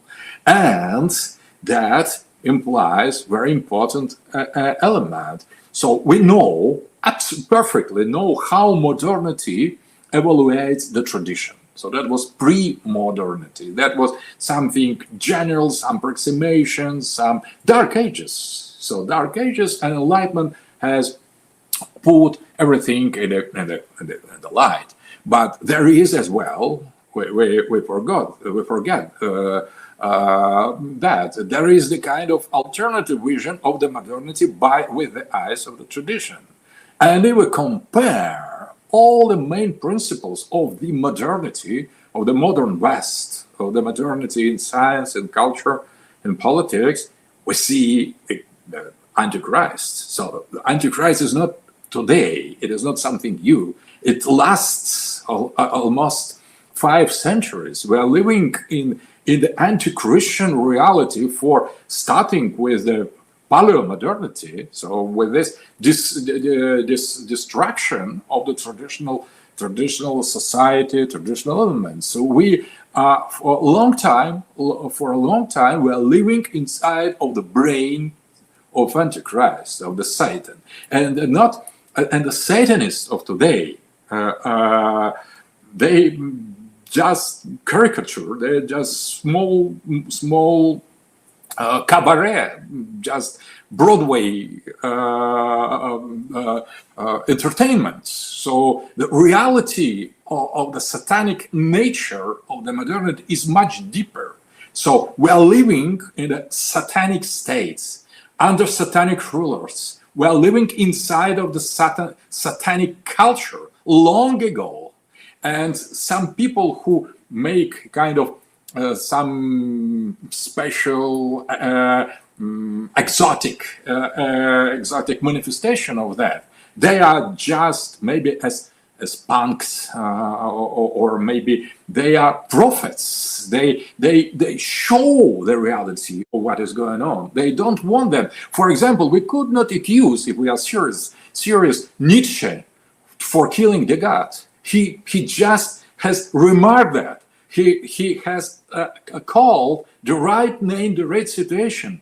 So it was not his fault to kill the God. That was, humanity did that long before. Nietzsche has discovered it. So Nietzsche is, we should not accuse Nietzsche, accuse ourselves. Nietzsche is much more on the judge part, not of the criminal. So the same, I think, is the reality. I think artificial intelligence is, I think it is the Antichrist. But at the same time, it is not the only one. So it is not just some interruption is a very, very good human society coming to the world government with diversity, equality, inclusiveness, and somehow there is artificial intelligence that is threatening to destroy all the paradise. I think that is the final stations, the terminal station. We have bought most of, maybe better to say, you have bought the ticket to the hell. You have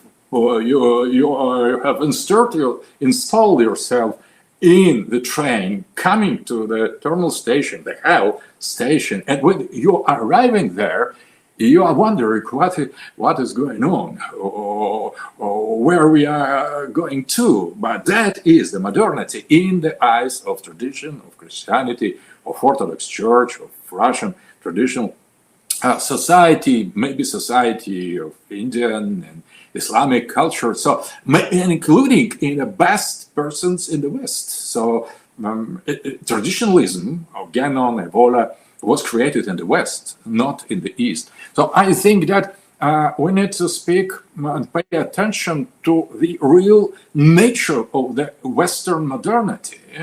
And that was a kind of tendency exactly to the Satan.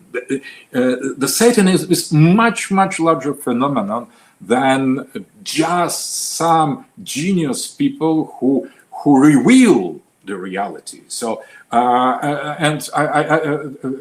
Mr. Land has responded for himself, because that was accusation or kind of form directed against him. I myself, I am very often the target of any kind of slander, of names that have nothing to do with my position. So that is the mission of the lie, the mission of the modernity. And but I think that the question raised during the interview of Tucker Carlson about how we should evaluate, appreciate the modernity and many technological aspects of it in the metaphysical dimension, it is very correct. It was made as publicity, but I think that was just invitation to us to continue the serious study of these deeper dimensions of the reality, philosophical, metaphysical, religious, mystical, as you wish. But it was the first approach, maybe. I think that we need to overcome the narrow geopolitical boundaries. So not in order to confuse, to mix, but to on the highest level to exchange the visions, the positions. Because, for example, the problem of schaton or katechon is one of the central for our Russian government.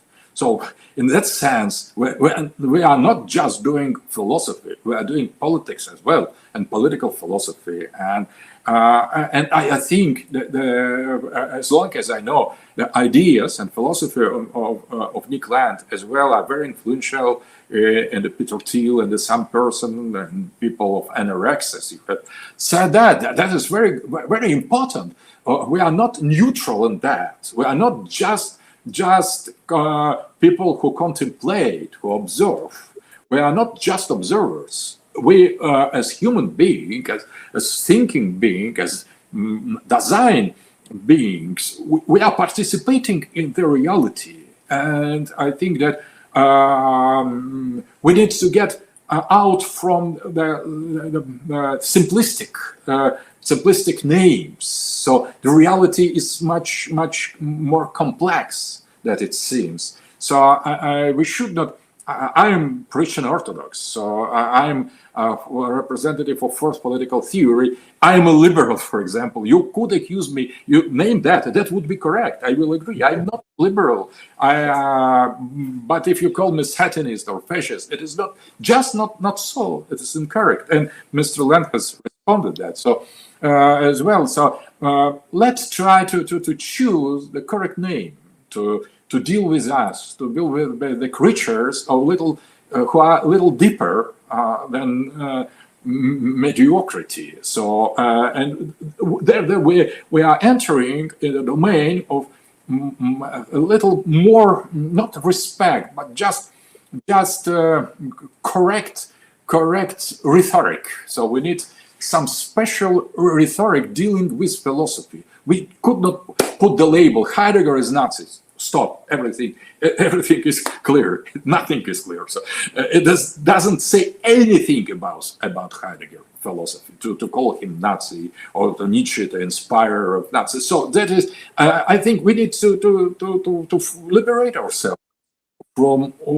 If we are dealing with Chinese communist philosopher, we should evaluate him as philosopher first of all. The same with Western liberal as well. Liberal. If someone is really philosopher being liberal, with great pleasure I would communicate personally with him. I've tried to do that with Bernard-Henri Lévy, but he proved not to be in any sense philosopher. He didn't recognize his own text, or the names of his works, so he's someone different. But I think that now we need, in this time of Exhaten, we need inter-civilizational dialogue. And in order to continue it, maybe to start it, we need to abandon the short-term labels. So I think that we need to first read, try to understand each other, to explore, to hear, to think, and after that there will be no need to give the name of label to each other. So I think that we need to show the example how to lead philosophical discussion in our dark time. Did you want to respond to any part of that, Nick, or Sorry, did I want any part of it? did you want to respond to any part of that, or you think that Well, kind of summed it up? I would just, I think this is slightly tangential to these remarks, but related, which is to say, you know, I honestly think the fact that these kind of, these are the new slurs is actually a very interesting and important phenomenon. I mean, you know, it's so much more interesting when people are called Satanists, occultists. I'm trying to think of, I mean, as I say, I saw James Lindsay on Professor Dugin, which was very reciprocal. I also called a Satanist, but, you know, a Gnostic, a occultist. I mean, I think it's that really history is taking us somewhere really interesting, or it's coming, stuff waiting for us is closer and coming in now, and these sort of ways of talking that I think people had thought were just gone. You know, that everyone just assumed that you know, now all the language of religion is dead. You know, everything is going to be talked about in some type of kind of sterilized social science type of vocabulary on the assumption of a kind of universal sort of complacent atheism of the most inane kind. That's not what's happening. You know, instead people are talking about angels, demons, dark forces, relations to the outside. So to me, that's a very, I would have to just say, positive phenomenon. Actually, I think it's like people are being forced to actually think about things in a much deeper way than it looked as if was going to be happening. You know, and I think it's a price well worth paying to be kind of get a little bit of those slings and arrows if it's a sign that the whole culture is moving into a much sort of deeper mode of engagement with serious things than look likely. Interesting. So the charges of Satanism are actually ultimately perhaps a positive, even if it you know, might feel it's incorrect, because it's at least engaging in theological language once again, moving into realms that otherwise were not being taken It's a sign people are at least thinking about, well, what would it be to be a Satanist, or what would it be to be the opposite, or you know, how we're thinking of that opposition or relation, or just generally, I think it's a sign that the notion that a religious tradition is something that can just exhaust itself, peter out, and then cease to matter is just not right. You know, it's been, I mean, we haven't really talked about this much in this session. You know, there's the whole question about nihilism, what that means historically and as a religious phenomenon. But I think that, you know, one interpretation of nihilism is just that something that these questions just die, you know, and religion is just in the most kind of trivial sense a historical phenomenon. We're religious for a certain period, and we stop, we learn that that's nonsense or whatever it would be, and I think now everyone can see that story is completely non-viable. You know, it's things are definitely running the other way now, and people I think are looking at that period of kind of hyper secular smug consciousness as being impoverished, sad, unquestioning, and past its sell-by date, and we're going somewhere else, and that I think is a great thing to be happening. Well, Professor Dugin, this sounds like a kind of an echo of your own prediction that in post-modernity we would rediscover this religious language, that we would once again embrace the ability to explore these issues in a in a not entirely rational way, but it be able to explore them in a more spiritual sense. So do you feel like that this is overall a positive development, even if it does end up with you gentlemen receiving some slings and arrows, some charges that might be incorrect? Sure, I think that you are right. So I think that is Guénon has said, René Guénon has called that a great parody in his book,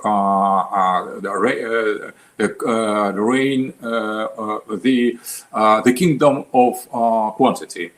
And he has said, like that, he has described the situation that is the egg of the world, the symbol of the egg of the world. And in the time of tradition, the sacred time, it is open. That is precisely this empty summit, as described Mr. Land. So the egg of the world is open on the top. And the super cosmical influences could enter easily because it is open, and permit the world. And in the materialist time, the egg of the world is closed on the top, and every material thing is equal to the other. That is materialism. There is no God, no devil. And at the end time, exactly, approaching the eschaton, approaching the Antichrist, the egg of the world is opening on the bottom. It is open at the bottom, and the infracorporeal, subcosmical tendencies and creatures and entities could easily enter inside. That is the end. That is the time of the great parody. So first there was God, and the devil was chained. After that, there was a short time with no God, no devil, something pure materialism. And now it is devil, but there is no God as in the materialism, but devil as before. So that is just opposite something. But that is the great parody. But one of the features of the great parody, according to Guénon, it is the restoring the theological, metaphysical, occultist, symbolical, spiritual language. But it is upside down. So that is some perversion. So we could say we are approaching the end, and that is a very clear sign of that. So the returning to some theological language, topics and subject, but at the same time we need to study correctly what mean this concept, because they are very perverted, I would say. So we need to discover, first of all, really orthodox theological language and the concept. For example, what is occultism? Occultism is just adaptation of Neoplatonic tradition to the modernity. And the worst side of occultism is precisely the modern technological materialistic interpretations embedded in it. But in the origins, this occult, so-called occult philosophy, it is just some kind of Neoplatonic tradition that is the basis of Christian theology, Islamic theology, Christian mysticism, and Alexandrian school of Oregon. That was the basis, Neoplatonic basis of the elaboration of the Christian Orthodox theology by Basil the Great and the others. So the Orthodoxy, Christian Orthodoxy, was as well Neoplatonic in its origin. So in that sense, occultism is just the far away echo of the same very important lines. As well, Neoplatonic is the Jewish Kabbalah, as Gershom Scholem has shown, the Sufism, At-Tasawwuf tradition of Islam. So Neoplatonic is as well many other aspects of our reality. So we need to make a kind of revision, great philosophical revision of our theological tradition. So that demands the efforts, the serious studies, the conferences, and all that was totally forgotten during the modernity. We need to restore.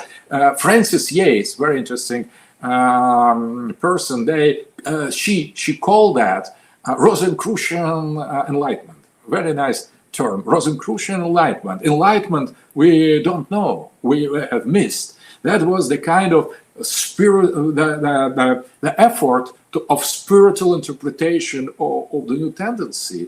And that is the line of the serious philosophical studies about Rosicrucian enlightenment, or radical enlightenment, in other terms, very important. Radical enlightenment by Popkin, Israel, some scholars. So we need to revise our history of ideas, because we are dealing with something totally wrong, some caricatures of the history of ideas. We need to restore the field without any superstitions or something like that. Modernist way of reading. So I think the idea of Elon Musk to rewrite Wikipedia and make Grokipedia, we need to make some traditional pedia. So to rewrite all the mass of the human knowledge we know today from the traditional point of view. It is very easy, technically, it's very easy. It's, I think, some buttons, we need to push one button, this button, or some combination of buttons now in order to create the traditionalist or theological artificial intelligence. We should explore this with this way as well, because of everything that was said previously. All right, gentlemen. Well, like I said, we could really do this all day, but we do have to go ahead and wrap this up. It's been a fascinating conversation. Can I say one more thing? Oh, yes, by all means, go ahead. With very quick.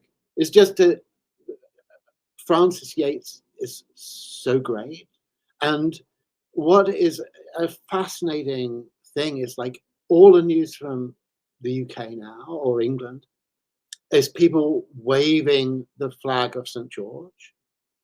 And as she says, this is the Rosy Cross. You know, the Rosicrucian Hermetic tradition, from the Italian Renaissance through to Elizabethan England. You know, the cross of St. George, the Rosy Cross, that's its sign.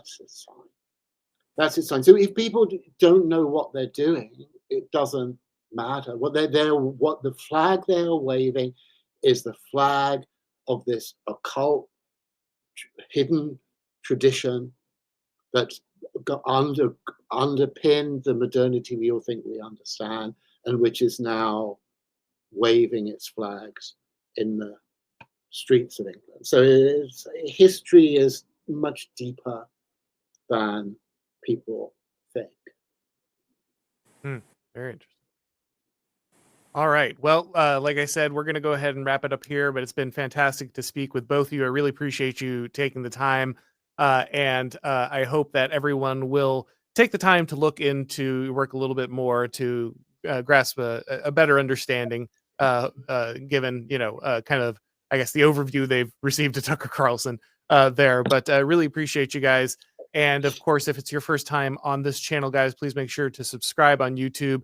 We are raising money for Andrew Isker's church in Tennessee. So if you'd like to help to build that church in rural Tennessee, the link to do that down below in the description of the video. It'll be there, or in the podcast if you'd like to contribute. And of course, if you'd like to get these shows as podcasts, you need to head to Apple or Spotify and subscribe there. Thank you, everybody, for watching. And as always, I'll talk to you next time.